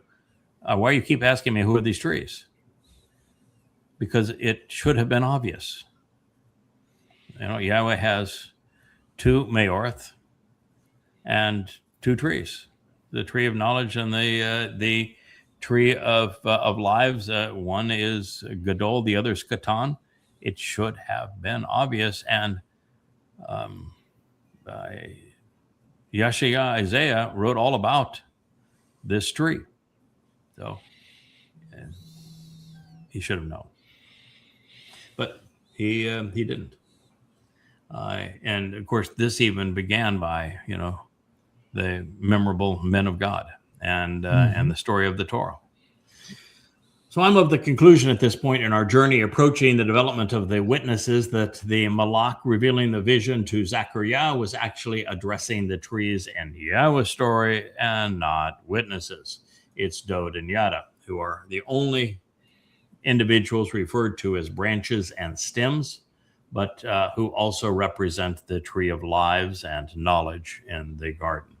And of this we can be certain because Yada is the choder, and given the spirits of Etzah, which is the complete story of the tree, and Diath, which means knowledge. So he is the full embodiment of the tree of knowledge. So that makes him the obvious choice for the Etz Diath and the Gan, which means that Zechariah should have figured that out too. Now, this does not rob Elia of anything. They have the status of being returned as a prophet and as the great goat to serve as one of the two witnesses, joining Chinook, who is Yada, is Tall Cotton. He's going to come in with major street cred, as you've said. It just suggests that the only way for Zechariah to have had any chance of recognizing them would have been for him to have read the first and second chapters of the Torah and done what we do. Every time that we read, okay, there's a greater and lesser luminary, they're both great according to God, they both serve as signs fulfilling the Moedim. Okay, so who are these guys and why is it presented on the fourth day? You just have to ask all the why questions until you get the answers to all of those why questions. And then what's the story with those two trees? Why does the tree of knowledge get so much attention in the garden? Why? And then why is the chodar named after the tree of knowledge? Why? Why is everything pertaining to chodar a tree? You just have to. You've got to have the want to know, and that's the whole process here. Is that you read something and you're not content to do what no one else has done before, which is to translate it accurately. You're not satisfied until you understand it. And that's what we're talking about here. So Zechariah would have had to read those stories, and then he would have to put them together with what we read in the 10th, 11th, 40th, 62nd, and 63rd chapters of Isaiah. The 10th and 11th we're going to go to here briefly, maybe in another family hour, but we're going to get to it. 10, which is the preamble to the presentation of the chodar, actually explains the environment that the chodar is being brought into and what he's going to accomplish. And then, 40 is the voice that calls out into the wilderness, and 62 and 63 are the story of the man from Edom that saves many and the life and times that he's going to endure, how he's going to be deployed, when he's going to be deployed, what he's going to achieve is 62 and 63. Zechariah was right around 500 BCE. Yeshaya wrote around 725, 750 BCE. He could have read, should have read, had read Isaiah, and had read, should have read the Torah, and you put first two chapters of the Torah together with these chapters of Isaiah, and you have your answer. Well, you make Craig, the connections to understand. You should have known that the chodar is a redeemer and has to redeem the kinsman redeemer, and that, as you mentioned and translated so beautifully recently in Yeshaya 34 and part of 35, as a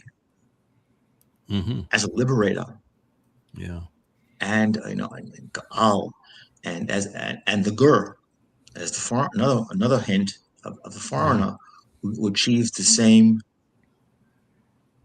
the same objectives in order to activate the tree of Etz HaChaim. Without Etz HaDayat, there's no Etz HaChaim. That's correct. I think in Zechariah's defense, he's a very bright man because we've read other insights that he has. He's very articulate, wonderful vocabulary, and God chose to speak through him. So this is an extraordinary man, knows and loves Yahweh. Without a doubt. And yet he did not recognize these things. And of course, he was literate in the Torah. He would have been literate also in the prophet Yeshaya. He would have adored Yeshaya. So what was the reason that he didn't see this and that we have today? Because it wasn't time. Things get revealed and made known when it's time to make them known. It would not have done him any good at all. And even though the answer was given to him, the fact is that this was something that needed to be revealed and explained at the time that it was going to do people some good to know who these people are. Well, and a lot of things are that way. They're not nearly as overt as Daniel, right? Daniel, I mean, it's pretty clear. Hey, seal this up. Nobody's going to understand it until it's unsealed, right? For that time. But there are many. I mean, once again, we're looking back to Bamidbar and Hanakri, okay, and Chronicles, right? Hanakri. It's been there the whole time, and no one's ever looked at it through that lens. Correct. No one's ever it's hot together to understand, and maybe the reason was that everybody has a different role. Zechariah's role was to deliver the message that he was receiving. Our purpose is to explain it. and to share it so that people can capitalize on it, because the message was for our time. You look at Yeshaya, it doesn't say that the message is going to be sealed, but no one has understood much of Zechariah. You've got every prophecy in Yeshaya, every prophecy in Yeshaya is misappropriated. And finally we get to the most important prophecy and Yirmiyah, which is in the 31st chapter, and it's talking about the reaffirmation of the covenant. And we're the first to actually understand that. And the way that it ends up, it says, of course, you're the ones to understand it, because the prophecy was about the Gadol and the Katan. Right. But no one ever saw that. I don't know how you'd miss it, but we missed it for a while. I guess that's the answer, is you have to be prepared to see it. Well, and the other thing is, you're not the tree of prophecy, right? You're not the tree of what comes next. No, you're the tree of knowledge. Let me explain what all this other stuff is too. Right. So right. Yeah. And Dayath is two things. It is knowledge, but it is also understanding. Dayath is based upon the verb yada, and it is comprehension. So you can render Dayath as knowledge or understanding. You can render it as comprehension, or you can verbalize it in the sense it's processing information effectively so as to deduce an intelligent conclusion. It's to be discriminating, to be discerning in that kind of way. So since we have concluded that Zechariah 4 pertains to the trees and not to the witnesses, once we have completed our review of this material, I'm going to expose the identity of the other witness based upon the prophecies that are presented in Yeshaya 40, 62, and 63, of course, as well as Isaiah 10 and 11. But for now, let's stay on the hunt and see what more we can glean from this meeting with the Malach. We're going to be back in Zechariah 4. We jumped into this because this is the entree to something that Kevin wanted us to share as part of this show, but we had already covered considerable portions of Zechariah prior to this time. So it says, "So then I responded," this is Zechariah, "by saying to the spiritual messenger, the Malach, who had spoken to me, to ask, 'Why are these here, sir?'" So, dear Malach, you're showing me these things. I still don't get it. Why are they here? That is, remember Yah 4:4. And the heavenly representative who had spoken with me answered, and he said to me, "Why don't you know Yada or understand? Why are you unaware of what is being revealed so that you can appreciate and acknowledge what these represent?" Now, he's not trying to embarrass Zechariah. Zechariah is a good guy. What he's trying to do is ask a question that will linger throughout time. Why is it you don't know? Why is it, Israel, that you don't know who the Chodar is? Why don't you know who the trees are in the garden? Why don't you know who the Manowrah are? Why don't you know these things? They're knowable. They can be discerned. Why don't you know them? I think that's what he's asking. It's guilt. A question that lingers throughout Jewish time. Guilt. Jewish it guilt. Is, that's what one of the great food groups. Always, yeah, that's exactly what this is. It's guilting. It's guilting the Yehud. Why don't you know this? Why don't you know this? It's yeah. And he's asking an extremely bright man who is inspired by God. Now, what that also says is that being a prophet is a wonderful title and it's a nice job. But being a prophet isn't necessarily the highest calling. Because as a prophet, you know what God said and you communicated what God says. It does not mean you understand what God said. And there is something far more powerful than knowing. Understanding. So this is also a something that tells you that something I've talked about a lot. When we read the Torah and somebody says, boy, I would have loved to have been there to hear God's voice. That made such a difference. If I had witnessed some of the miracles, then I would really know. And I said, you have a better vantage point than any of them had. You not only can read all of this and hear exactly and visualize everything that happened, but you can then take the time to say, no, I really want to understand, why did he say those words exactly that way? You can take the time and make connections to other things that God has said so you can understand it. You can go forward in time from that time to understand what the prophets had to say about these events. We're in a much better position to understand than anybody that was there. So when a prophet reveals this is a conversation he's having with a malach or with God, our position is better than the prophet's position. He's hearing it, we're reading it. It's much better to read it than it is to hear it, intellectually. So that's part of what's being conveyed here, is that God wants more from us than to simply know. He wants us to understand, and understanding is more powerful than knowing. And so in this case, being a prophet is a wonderful job, but there is something more valuable than being a prophet.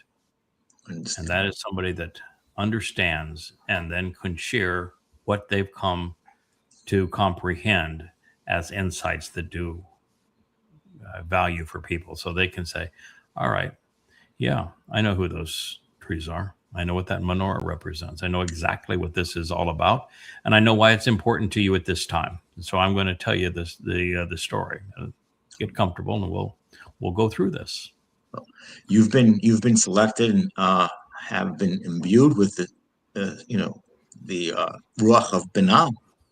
Yeah, and it becomes pretty obvious, because if you look at the things that the prophets previously have conveyed, they said, oh, by the way, God said this, and this is what it means. And this is how it applies to your life. This is when it's going to happen, and this is what you need to do if you want to capitalize upon it. If you were to sum all of that up, you could fill a thimble with it. And yet, if you look at what we have done in these 40 books over 25 years in terms of insights, conclusions, timeline, who are the players, what have they achieved, how can you benefit from this? And here's the proof and evidence that would lead you from where you are to where you need to be to capitalize on this. You damn near fill an entire library. So that doesn't happen unless God wants it to happen and helps it to happen. So why don't you understand or know that, or understand? Why are you so unaware of what is being revealed here and what these represent? I said, I just don't know, sir. Well, you got to appreciate the honesty.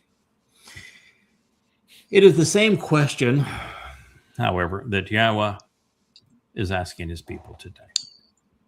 Why are Jews so resistant to recognizing and accepting God's chosen malach messenger?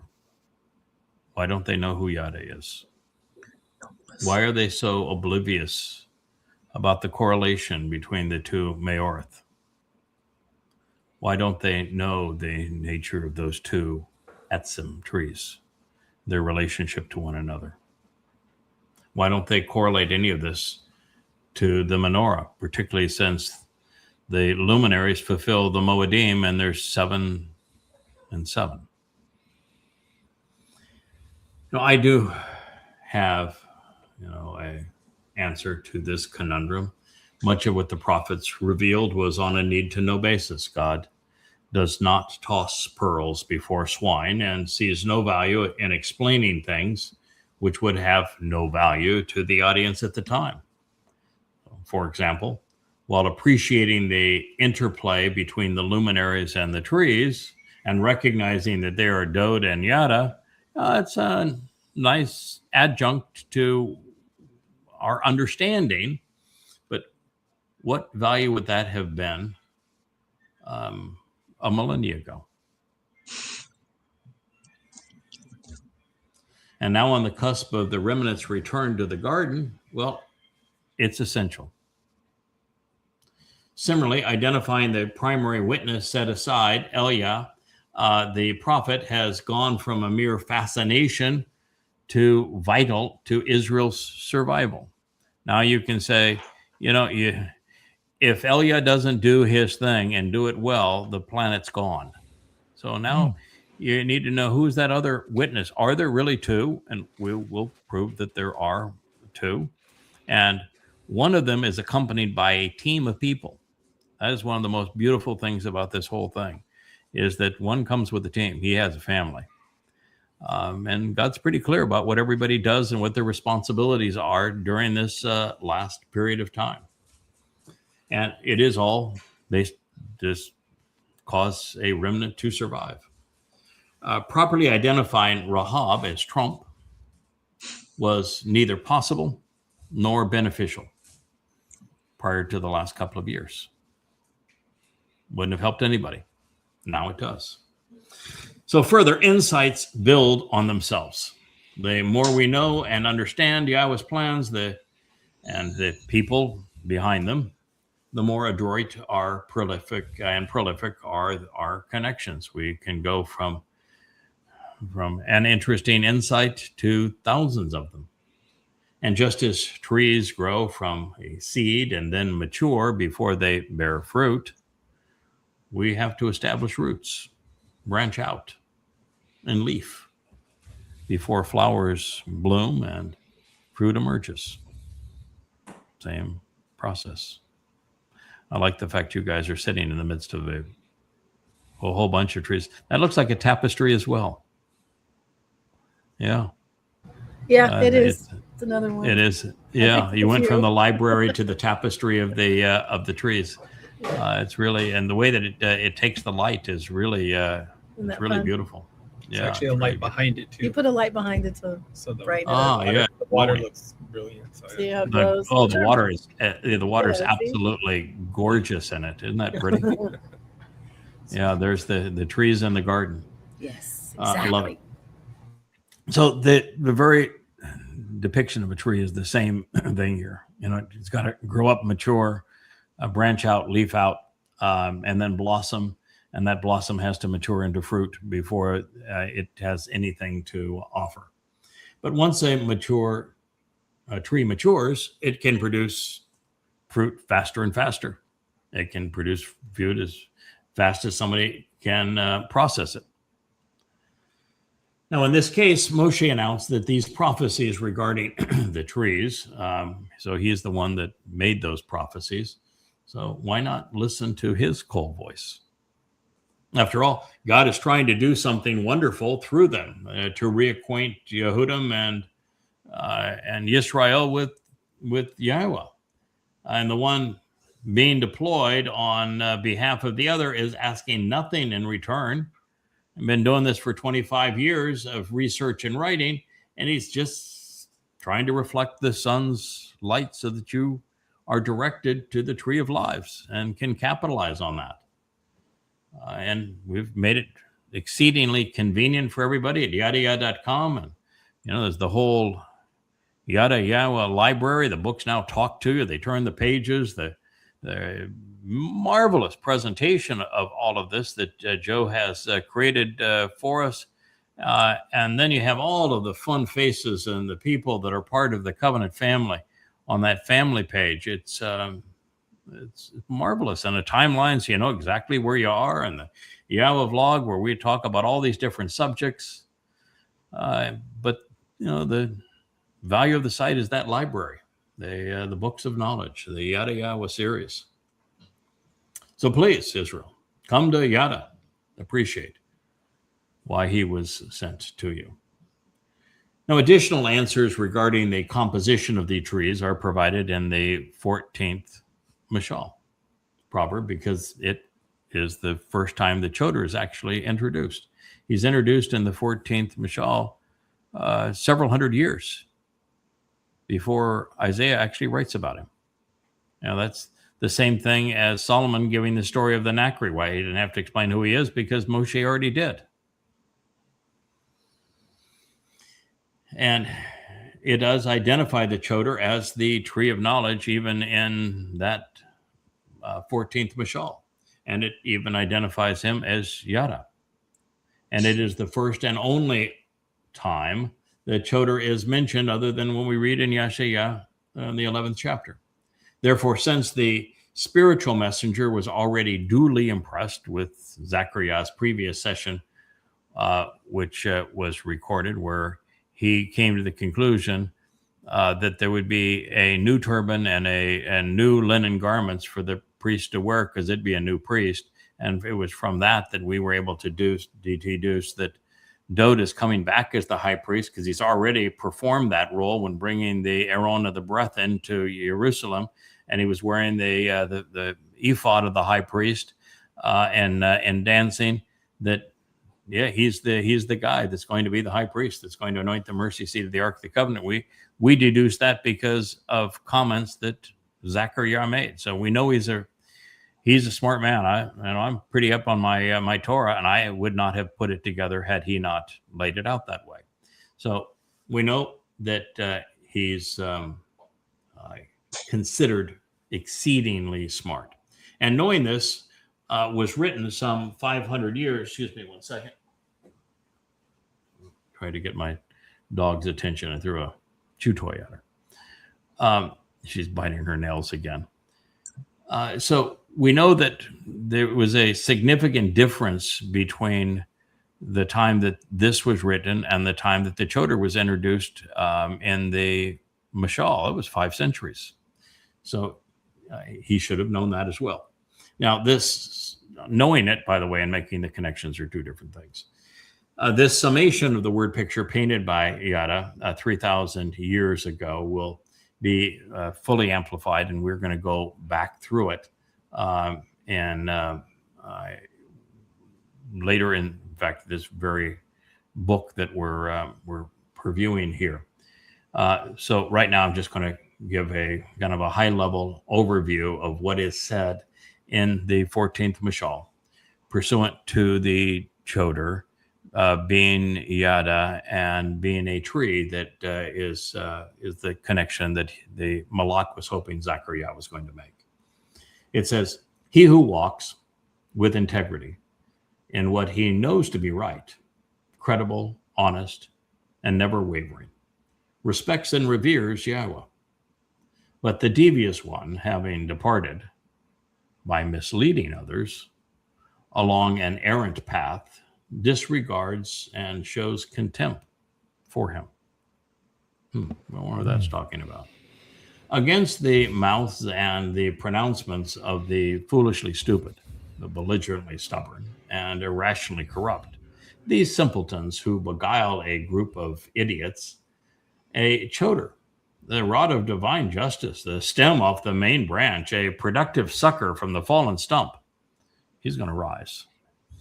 And he's going to roar majestically from the surging waters, triumphantly opposing and agitating, to become an esteemed and excellent counterbalance, an effective influence, performing, from God's view, magnificently on behalf of the Almighty. It's Ga'ah.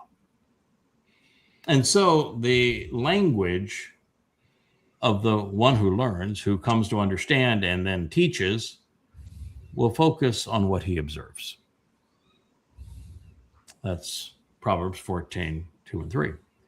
Without the Choder, who is also the learned bull, there is no understanding of these essential events. And without understanding, there is no covenant family.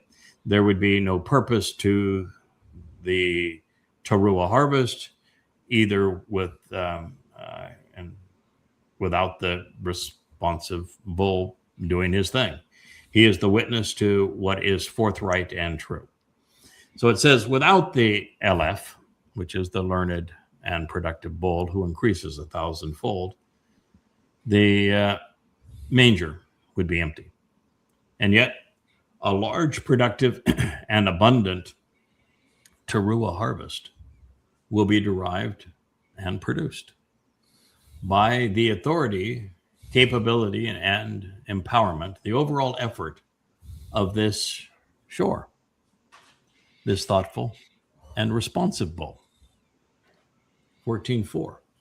As a trustworthy and reliable ed, restoring witness to the eternal testimony, he will never intentionally communicate that which is not true.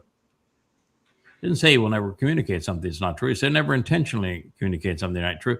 There's a huge difference between those things, because God not expecting perfection. He doesn't even want perfection. He wants somebody that's willing to learn, and that if they make a mistake, it's an honest mistake, and they'll go back and correct the mistake and say, oh boy, here we are. This is so much better.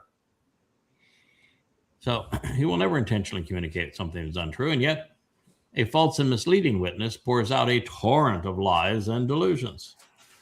14:5. A scoffer seeks to convey expertise and erudition, but there is none in their case. Understanding based upon knowledge, diath, is not burdensome for the bien, the one who derives the proper connections to understand. Boy, this is leading right up to the other Choder presentation, isn't it? You should choose to walk away from the presence of the ignorant and the irrational, because otherwise you will not come to know or appreciate Yada's comprehension of the language, providing informed insights deduced from these words. 14:7. The capacity to understand and intelligently deduce insights by being discerning, chakma, for the prudent and sensible comes by way of him making intelligent connections. However, the foolishness of corrupt leadership deceives and misleads the ignorant and the irrational. 14:8. Beguiled by corrupt leadership, those incapable of thinking judiciously, the simple-minded and those without overall understanding, mock in a derisive, arrogant, and scornful fashion, constantly boasting in their disrespect for the compensation provided to remove guilt by way of the atoning sacrifice. Alternatively, those who are right on the level and straightforward observe the connections between these things to come to understand the choices which lead to being approved and accepted. 14:9. The locus of judgment and inclination, motivation and inspiration, even emotion and disposition of Yada is cognizant of, concerned about, and acknowledges the conscious capacity of his soul to observe and respond to mora, bitterness and hostility, resentment and acrimony, rebellion and defiance, as well as experiencing genuine jubilation as a result of him overcoming adversity. He is largely alone, never influenced by others, while avoiding any association with the pledges and vows of those who are illegitimate and unauthorized. Mashal, word pictures, Proverbs now all the way to the 14th statement. So indeed, while recently supported by a devoted covenant family, Yada has long battled the religious and political alone. And they are acrimonious, they're acerbic, they're disrespectful and deceitful. The idiots outnumber the insightful 1,000,000 to 1. Now, as mentioned previously, the reason I have not amplified the word picture to the fullest extent or added significant commentary is because we're going to return to the 14th word picture in another chapter of this particular volume. All I wanted to achieve at this point is to identify the Choder as Yada, which we have done. We have also witnessed that he is up against and know that he's going to deliver, even though his back will be put up against the wall. Now, recognizing that Zechariah was a prophet and therefore well-informed, the Malak was holding him to a high standard with his response. And since Yahweh has already introduced the Choder and explained his role and shared his name through Yashaya and the Mashal, the spiritual messenger thought that he would have recognized the Choder as Yada, and that he was represented by the olive tree on one side of the menorah. As is Yahweh's style, the Malach representing him answered Zechariah directly and indirectly, providing him with the information that he would need to make the necessary connections to understand. So our attention is being directed to the Choder and also to the application of Yahweh's Ruach, such that the combination of those bear fruit. And so let's be clear. Those standing on either side of the menorah are the central players in God's story. That's why they're presented as such. They're not simply trees. Their lives speak out against Zerubbabel, the lord of confabulation, as Satan's spawn, today known as Donald Trump. So this is how it reads. Then he answered, and he spoke to beast to say, this is the message of Yahweh against Zerubbabel. What does Zerubbabel mean?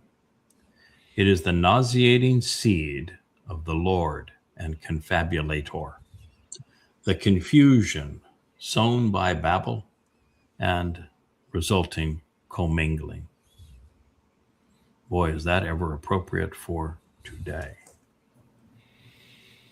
It is to say, not by might, ability, or wealth, and not with the force of authority, but in actuality with my spirit, declares Yahweh of the vast array of spiritual messengers.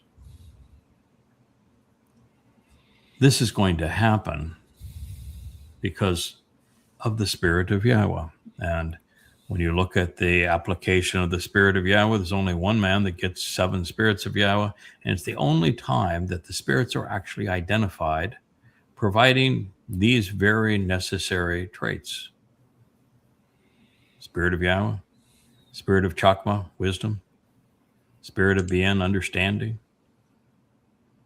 Spirit of Etzah, having the complete understanding of that tree of knowledge, the Spirit of Gabor, having the courage to see it through, the Spirit of Diath, which is knowledge and comprehension, thereby putting the Etz and the Diath together, held together with a little Gabora, fortitude. And all of this is to garner the spirit of respect. You're on. That's the Choder. So he says this is going to happen because of the Spirit of Yahweh. Now, since we're told by Yeshayah that the Choder, rod of divine judgment and fruitful branch, would be the one imbued with the 7 Ruach, spirits of Yahweh, and that he would be emboldened and authorized to speak forcefully on God's behalf, he represents one of the 2 trees. Pretty obvious.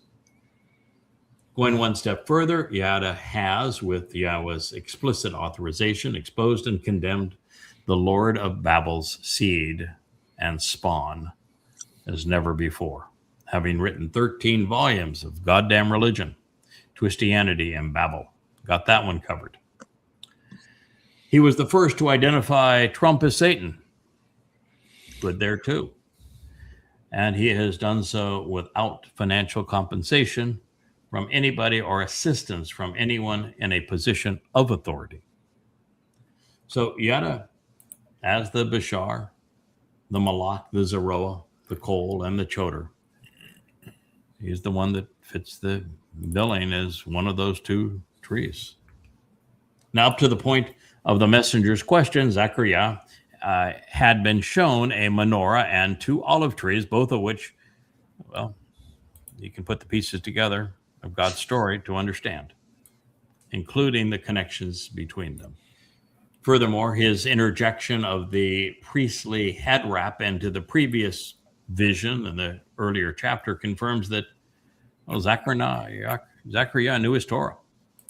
So we're dealing with a well-read, bright man who was likely chosen because he was a quick study.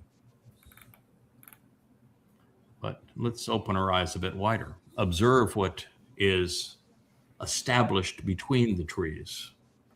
The very menorah of Yahweh. And therefore, we should be making a connection to the Maorith,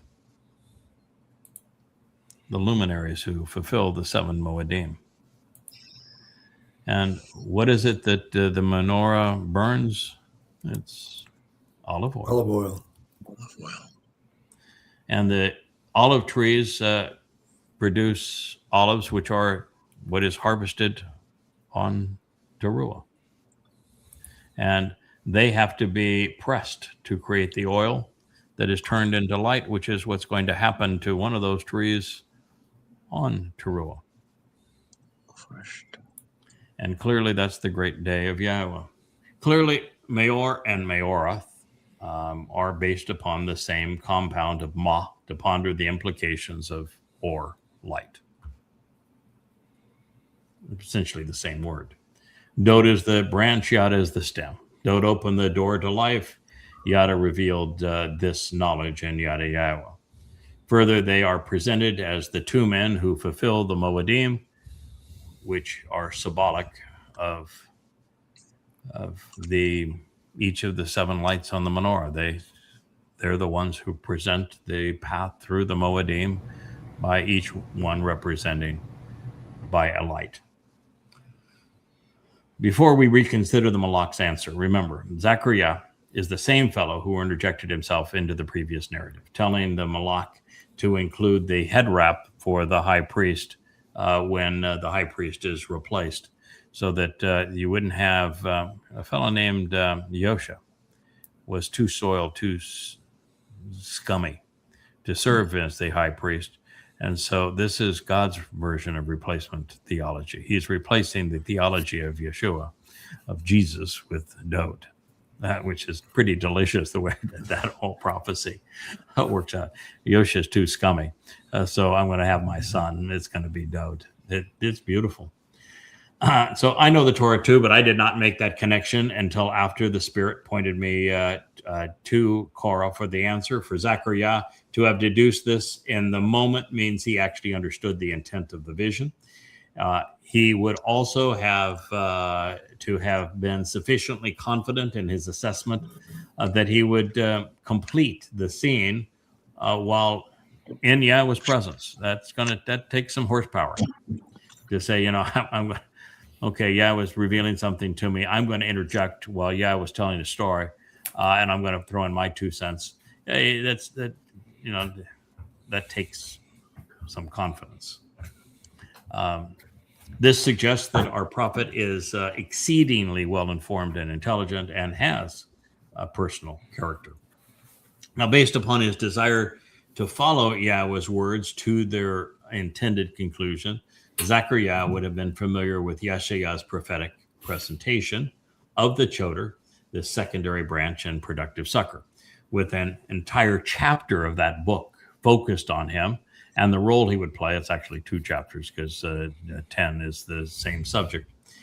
He would eventually play, the prophet would have understood that Yahweh intended to enlighten and empower, equip and embolden the Choder with his spirit, so that he could compose the Nesh banner that God would raise on that jumbotron over the 2 witnesses come Teruah.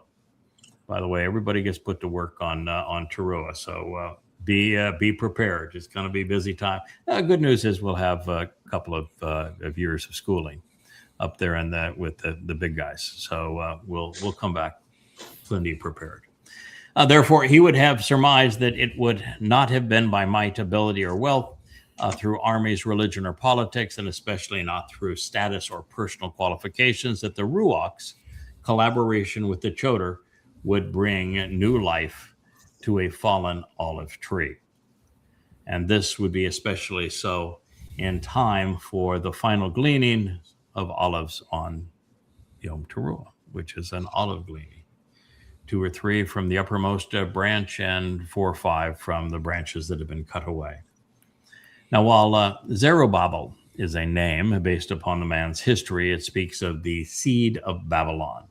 Like everything else associated with Satan in Zerubbabel, there is a commingling of good and bad. On one hand, the word represents that which has been Zerah, sown, and scattered Bel, the Lord of Babylon. And indeed, Yahweh will deploy the two witnesses to call his people out of Babylon. But speaking of coming out of Babel, the man named Zerubbabel came out in one way, but not so much in the other. He was appointed by Cyrus, the king of Babylon, to oversee Judah, upon the people's return from captivity. So he reported to a pagan king.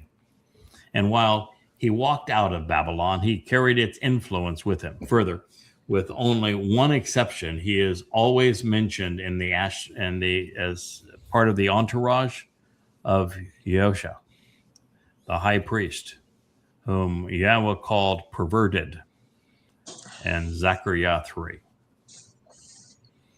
I have a view that I'm sure there's not many that are going to share, but it's still my view, and until shown otherwise, I'm going to hold that view, which is that Yahweh actually had no interest in the second temple being built, and that the books that talk about it being approved by Yahweh are not prophetic. They have no credentials.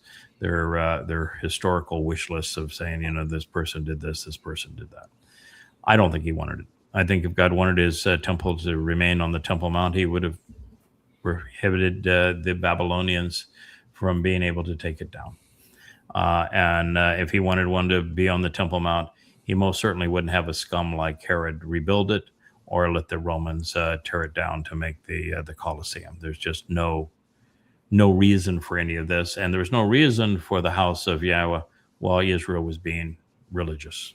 It served no purpose. And once the one that Dode bought the provisions for was placed on the summit of the mountain that Dode acquired, and Solomon built it in this as specified, there was no reason to do it again until Dode has the opportunity to rebuild it. So that's just my conclusion. And, you're entitled to disagree and have a different view of it, but I just don't see the purpose of it, and I've never been fond of the books that cover this period. They look like historical portrayals, but not inspired prophetic ones. Anyway, in Ezra 3:2 and 3:8, we find Zerubbabel's name listed alongside Yosha ben Yosha Sadak, and that's the one that's being impugned earlier in Zechariah, in concert with their journey out of Babylon, whereupon they commenced rebuilding the temple. His name is mentioned in Ezra 5:2 in the same context, and Nehemiah 12:1 we find a similar reference indicating there's nothing more than that he was among those who had come out of Babylon, including Yosha, and so, like MAGA and Trump, Zerubbabel was a mix of religion and politics. That's how I view it. And Haggai, it gets a bit more interesting. Yes, Mike. What was the purpose of the second temple? They didn't have the Ark of the Covenant. I know. The Ark, they actually had it. They just didn't know where it was. Well, right. But I mean, yes, the Ark of the Covenant wasn't in the second temple. Correct. That's another one of my conclusions. Well, what's the purpose? That's my right. You're not going to have God's presence there. You're not going to have the presence of the mercy seat there. You're not going to have anything that you can anoint on Yom Kippurim. Right. Exactly. What's the purpose? What's the purpose? Money. Religious control. Money, yeah, power, control. Mm-hmm. Yeah. Mm-hmm. Yeah. It's interesting, Craig, that you mentioned this period. It corresponds from the Cyrus around 570 BCE to the 2nd and 3rd century CE, correlates with what's called the rabbinic period. Yeah. It makes a lot of sense. Some evidence marshaled in your favor, but it corresponds with that. And it only got worse because at least the name Yahweh was still being used up until and around the time of building of the second temple, when it went completely dark, and it could only be mentioned by the high priests on their version of Yom Kippur. Yeah, it's more you study it, the books that cover this period remind me of the Maccabees. You know, they're not inspired. They present an interesting history, but the history is there's a lot of infighting in it, and no commonality, no prophecy. So it sounds like I'm not alone in the conclusion that there was no purpose of the second temple.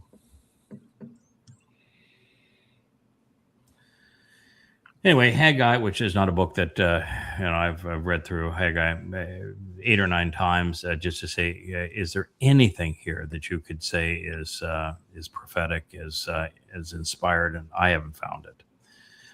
So Haggai gets a bit more interesting because in 1:1, Zerubbabel is introduced as the governor of Yehuda. Of course, he's a Babylonian, which is to say that he had been appointed by King Cyrus of Babylon. Then it is Yosha ben Yahusadak, the high priest in the previous revelation, who announces that Yahweh has decided at this time that he has come for the house of Yahweh to be rebuilt. Now, Yahweh's name is used throughout the book of Ezekiel, and it's as fake as as a $3 pink bill. So that doesn't impress me. And we know that the person who just made that statement, God said, is disgusting. So I'm just not buying it. Maybe God had a reason. Maybe he'll tell us what the reason is that we're missing here.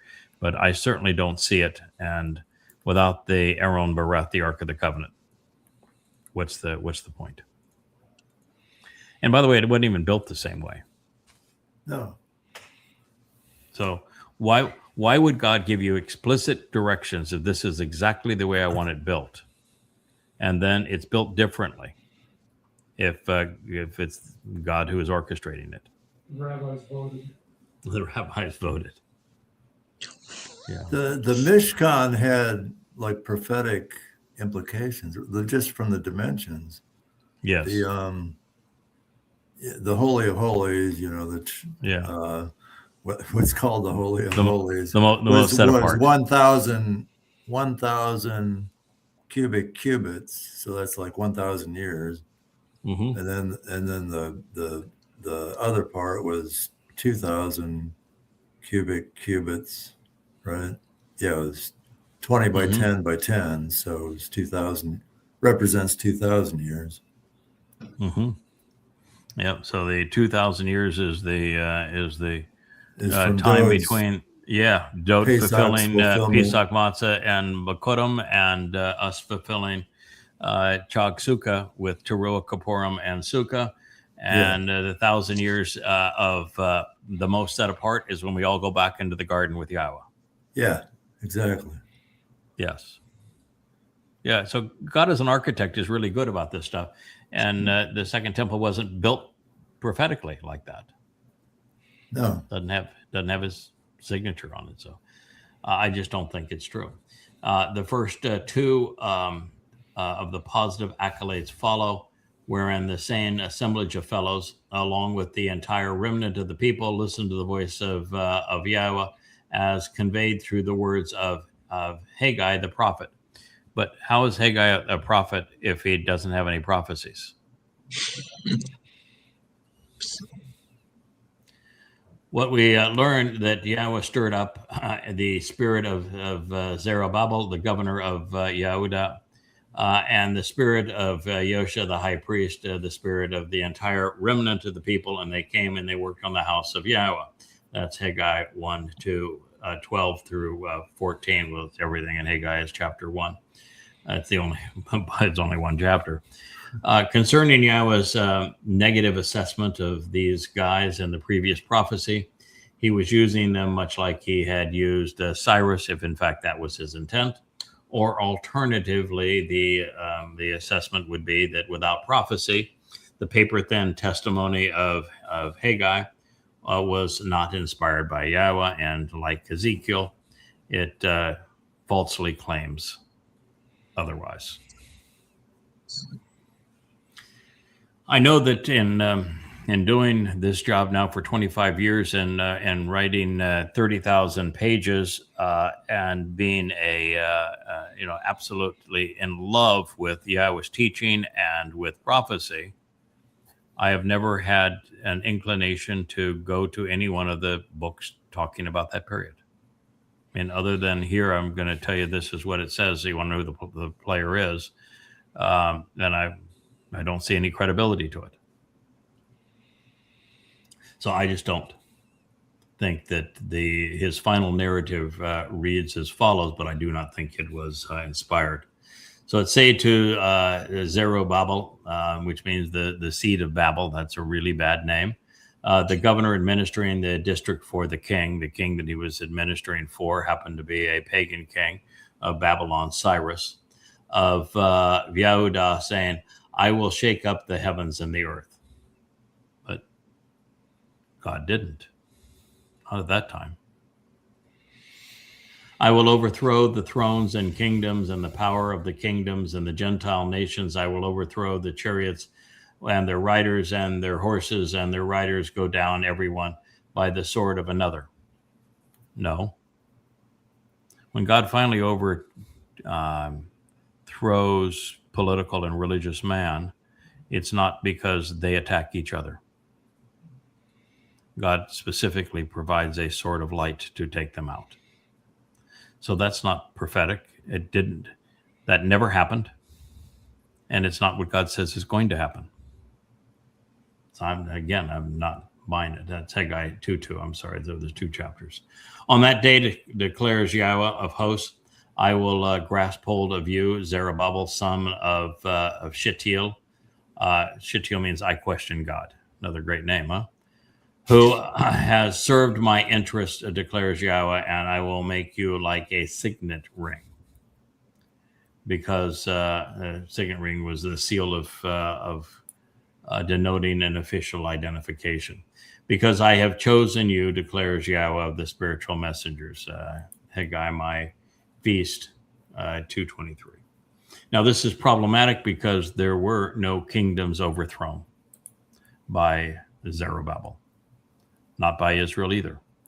Not in the centuries that followed him. And not even since that time. And it's not the way it's predicted to go forward, even after our time. The name is toxic, both names. And if Yahweh wanted a temple on the mount, he would have protected the one he designed with Dode and built by Solomon. He would have taken his Aaron Bereth, Ark of the Covenant, out of hiding, so it would have a purpose, and it would be built on exactly the same footprint, and it wasn't. Further, if he wanted such a thing, the Romans would have been unable to destroy the replacement, and he certainly would not have had a person like Herod reshape the Temple Mount, put Roman structures on top of it, and rebuild the temple. He would not have done that. I mean, Herod was a scumbag. Nor would he have allowed the temple to be destroyed and to have its contents be used to build the Colosseum. Moreover, in Zechariah 2:6, Yahweh is opposed to Zerubbabel and not in favor of him, and says he's filthy scum. So the most positive spin that can be placed upon this is that Zerubbabel is similar to the king who had sent him. In Yeshaya 45, God said that the arrogant and murderous pagan monarch, thus says Yahweh, to his anointed, to Cyrus, for the sake of my associate Jacob and Yisrael, my chosen, I call you by name. I name you, though you do not know me. So Cyrus doesn't have a clue who Yahweh is. So Israel should be careful when this says the second coming of Cyrus. God says specifically, you don't have a clue who I am. I'm just using you. There is therefore the possibility that the seed of confusion was a tool to be used on behalf of Israel, but we will not see either of these Babylonians in Shamaim, and one is clearly headed to Sheol based upon Yahweh's testimony. Therefore, just as Yahweh denounced Yosha and his entourage, his entire entourage, which included Zerubbabel, and concluded his assessment of him by suggesting that he is the very insignia of Babylon that has necessitated the demise of modern incarnations, we are wise to see Zerubbabel as the seed of confabulation.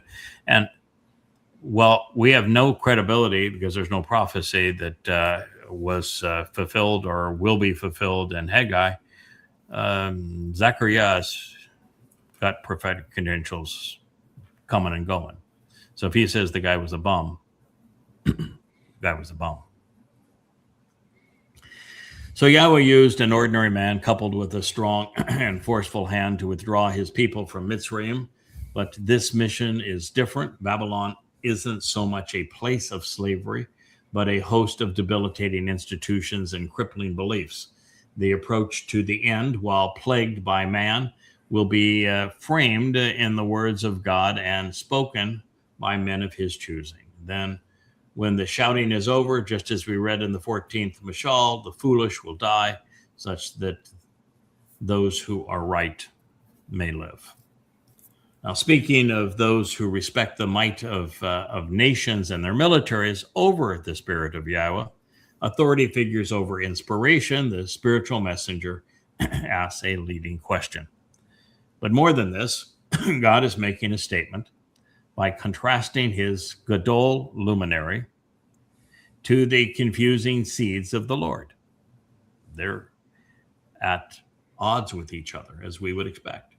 One is vital, the other is a contradiction in terms. And as for the Gadol, he is also the capstone of the covenant and of God's home.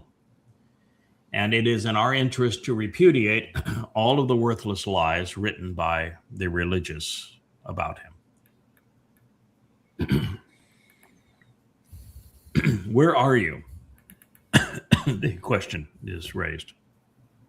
Mount of the Gadol. I'm pretty sure I know where the Mount of the Gadol is because we know who the Gadol is. He is the greater of the two luminaries, and the mount would be Moriah. To the appearance of Zerubbabel, the confusing seed sown by Babylon, a flat and upright place, he will withdraw the capstone amid falsified and vain shouts and worthless lies. Chin, chin, show favoritism and kindness towards it. That's Zechariah 4:7. So whether it's political, religious, or geographic Babylon, there is a Capitol Hill in America, the Vatican above all in Rome, and claims to the Temple Mount amongst the Muslims. They all believe that they hold the high ground and that their claims are lofty and important. Well, not so much in God's eyes, because he is going to level them, all of them. It is what happens when a person who is standing against God dissolves into goo and teruah. They literally do. They're just going to become goo, liquefy. So those who have questioned what is agreeable and straightforward will be flatlined, reduced in dimension so that they only exist in time. And the capstone of Christianity, which is the New Testament, the cornerstone of Judaism is the Babylonian Talmud, and for Americans, it's their claims of superiority and manifest destiny, their self-appointed right to meddle in everyone else's lives. For Muslims, it is Allahu Akbar, the absurd notion that Allah is greater than what? A mouse, perhaps. Confronting them with the truth, the eyewitness will reduce them to rubble. But before Yahweh, the cornerstone is his firstborn. It's stowed. So even to their last breath, there will be teshua, deceitful and destructive shouts, which are devastatingly ruinous, worthless, and falsified, clamoring to negate the things God has claimed of his son. But before it all, he will stand tall on the Mount of the Gabor. We're going to all be there. It'll be our home too. The Mount of the Gabor is of the greater luminary, and it's home on Moriah. And yet, yeah, we'll have Moriah on Moriah. And yet, and Russell too. And yet, even as the exemplar of man's most, well, we're going to get Mike there, but he's going to be fact checking to make sure all those stones are in the right place and that we're all positioned correctly. And Dr. Jeff will be writing down something that will be erudite to save for the occasion, as Rich makes sure that all of our microphones and speakers are properly projecting. And Perry will be calculating the possibilities that all of this was properly prophesized in advance, as Kevin makes sure that everybody in the Covenant family is contributing as is appropriate. And so there we're going to be on the Temple Mount, and even as the exemplar of man's worst behavior will also be there, the preeminent beast is going to be there as well, the man that they think is the reincarnation of Cyrus, and that's going to be is the modern incarnation of Zerubbabel, and that will be manifest through the greed and grift of one Donald J. for Genius Trump. I love that piece. What is the J for in your name? It's for genius. I put together a puzzle. I did it in 3 days, and it said right on the puzzle that it was for 4 to 5 years. I know. I was a genius. Oh no. J for genius. He actually said there was an award that he called the Genius Award, and that he named it after himself. He is the ultimate palm to the head sort of a guy. We'll end our program on this note. My eyes are beginning to run with the Sahara sand that kind of picks up during the day, and we can only go so long. Voice is beginning to wear out after 5 hours of vlogging today. So we'll say goodnight with this. Then the message of Yahweh with me to say, the hands of Zerubbabel, the confounding seed of Babylon, had laid a base by conspiring together at that moment for the house. But his hands and influence will be cut off, and it will cease to exist based upon his actions. So it would be deadly to be associated and plundered by him, because he was greedy for unjust gain. Methinks that Zechariah had his number. You don't want a legitimate prophet to say that what you have done is going to be cut off because you were a greedy SOB. I'm just saying that's probably not a good thing. No.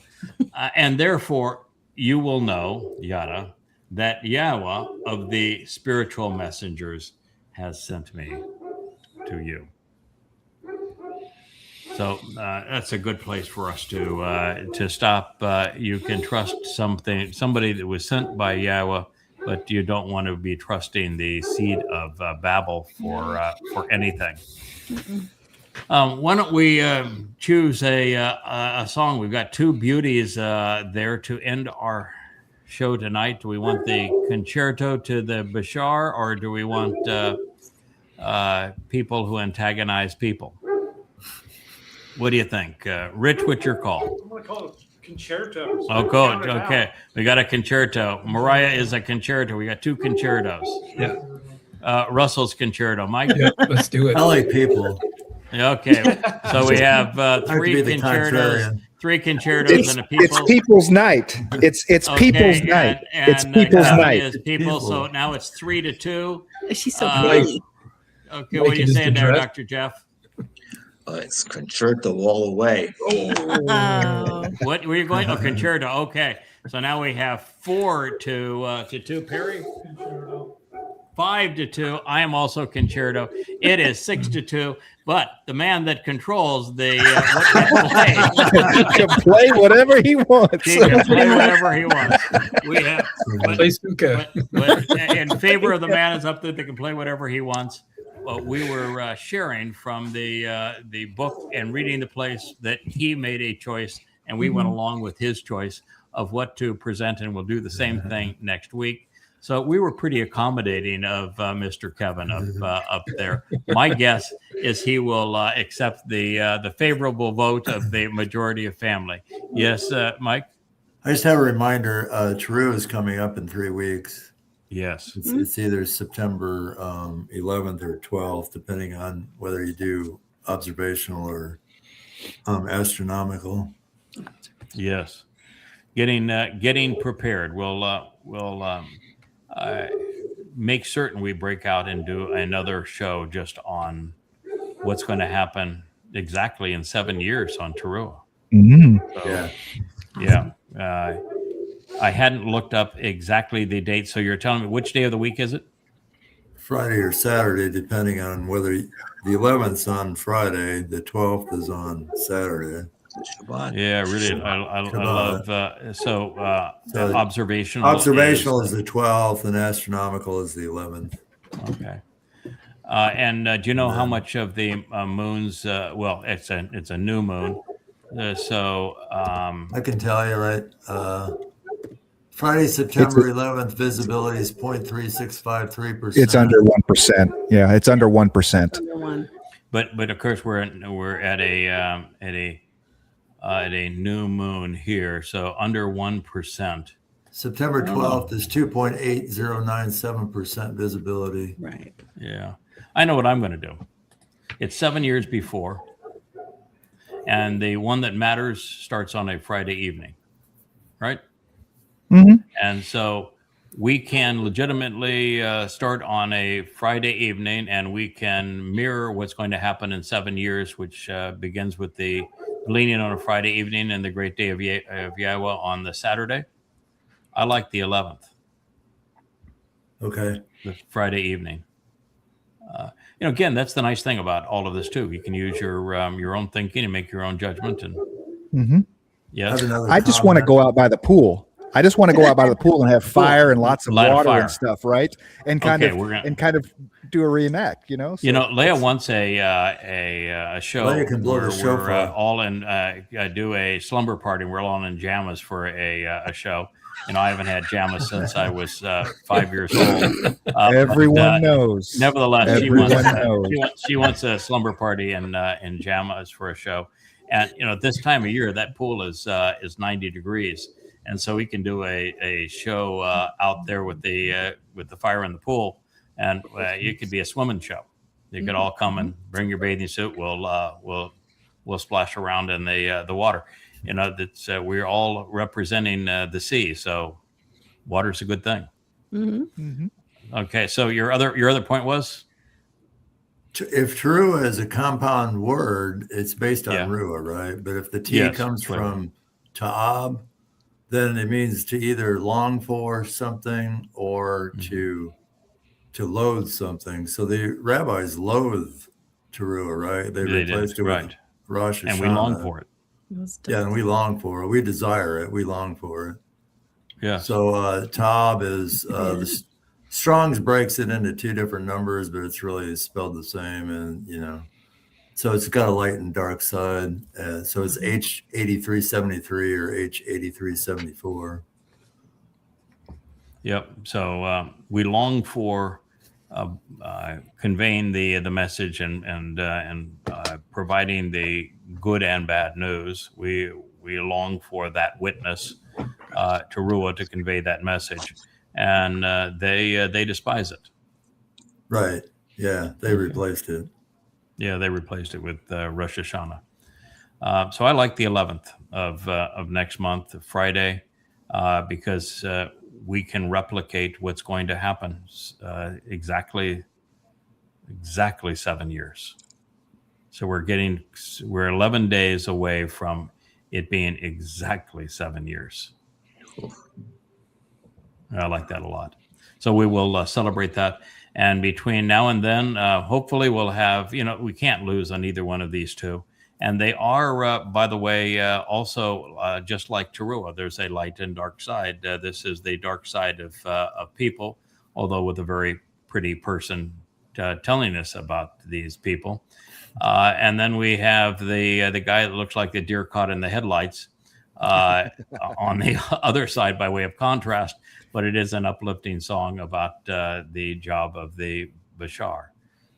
So you can surprise us. Does it matter that Leah voted people? But Leah voted in the chat, and she voted people. Yeah, that would have. Does that matter? No, because it's still that make it to what, 6-4? 6-3. Oh, 6-3. Okay. So Okay. yeah, 6-3. Okay.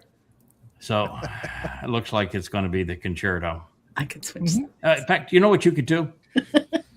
You can play them both, right? You could follow Concerto by People, and everybody wins. How about that? We're gonna follow. We have to do in that order because People steals the crowd. Because Yes. when you have the really pretty girl in the pretty dress, and all of the Depot's graphics, you can't have that precede the one that's got no graphics, even with the music being powerful. So we'll do it in the right order. We'll have one or the other, and we'll get to listen together. Just as a reminder, while Concerto is playing, our mics are all live, and we are on the screen. That is not the case when People plays.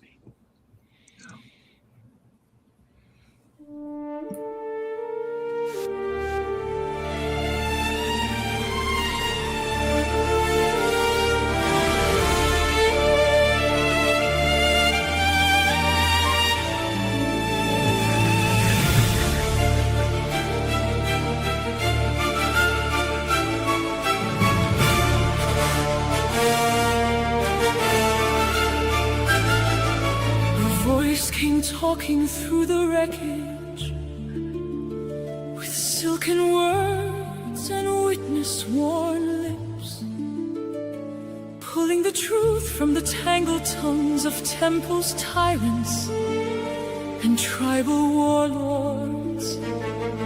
Not a throne nor a thunderbolt, no god in a borrowed disguise, just a man with a map of meaning and a match for manufactured lies. He found the name beneath the noise, the name religion had erased and nullified, took the dust off the ancient door and let the living light back in. From Qumran caves to crowded airwaves, from the script to the speaking room, gotta follow the thread through the centuries and call the children out of gloom. No price on the pages, no purse for the proof, just a voice for the voiceless and a roof for the truth. Hear the bright good news, bring the matter back to the blue. Sound the signal strong, Yahweh's name has waited too long. Yahweh knows, so Yahweh shows where the river of revelation flows. Not religion, not a ruler scar, just truth on the tongue of the Bashar.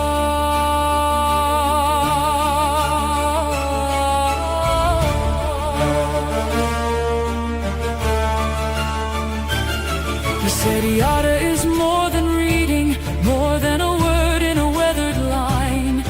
It is knowing, naming, noticing the Father's mind meeting mine.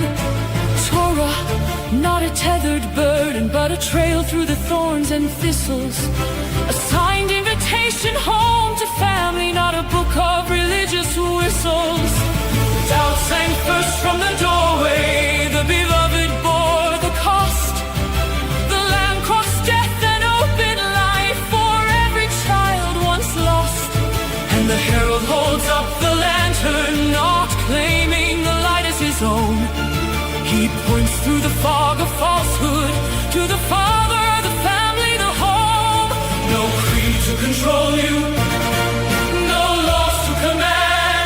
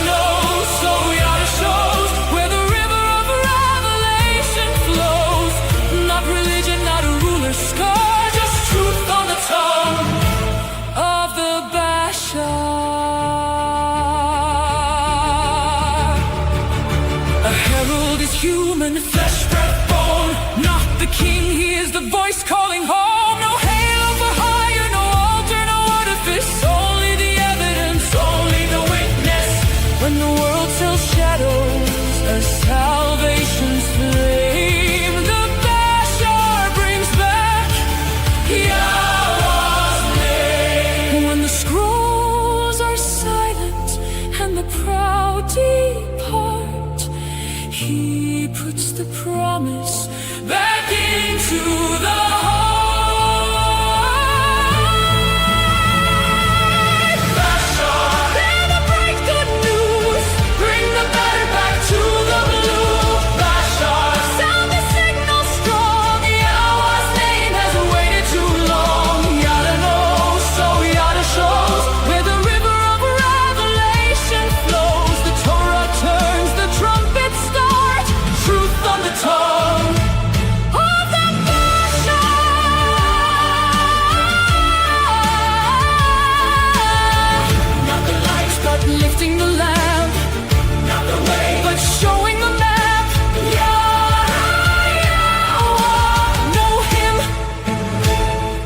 come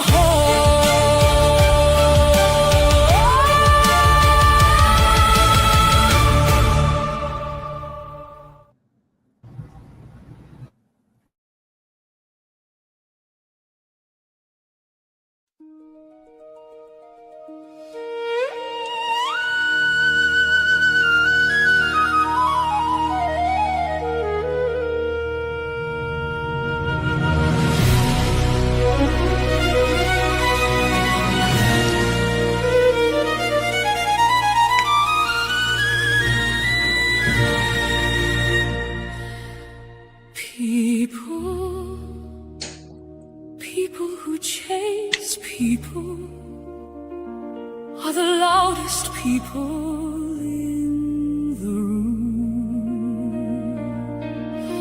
We're talking, always talking, never listening, and yet letting ego hide all the truth inside, acting more righteous than right.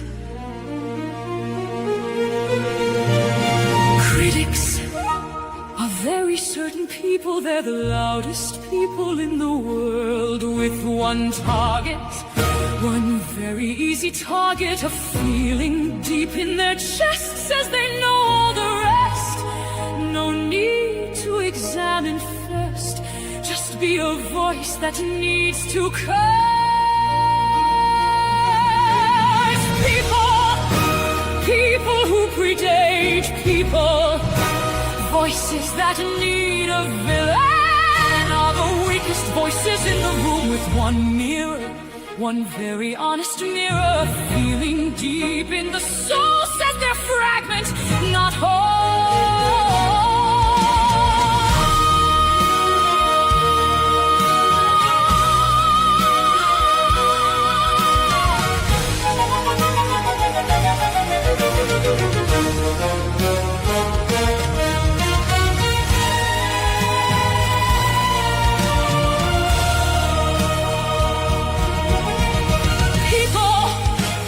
People who hate certain people,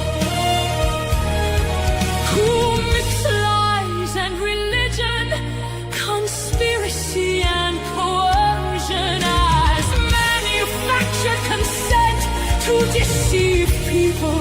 No more truth and no more light, till they stop the fight. Voices that deceive are the weakest voices in the room. People are most deceived in themselves and to their ends. People.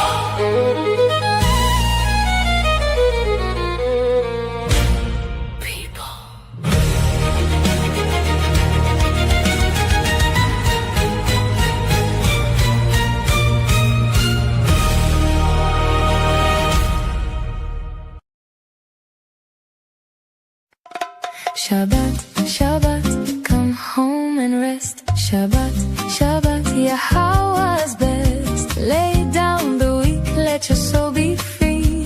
Shabbat, Shabbat, come back to me. 6 days we work, then we bask. We leave the noise to hear Yah's voice. We listen, we learn, we struggle to know. We walk with Yah through the mikveh.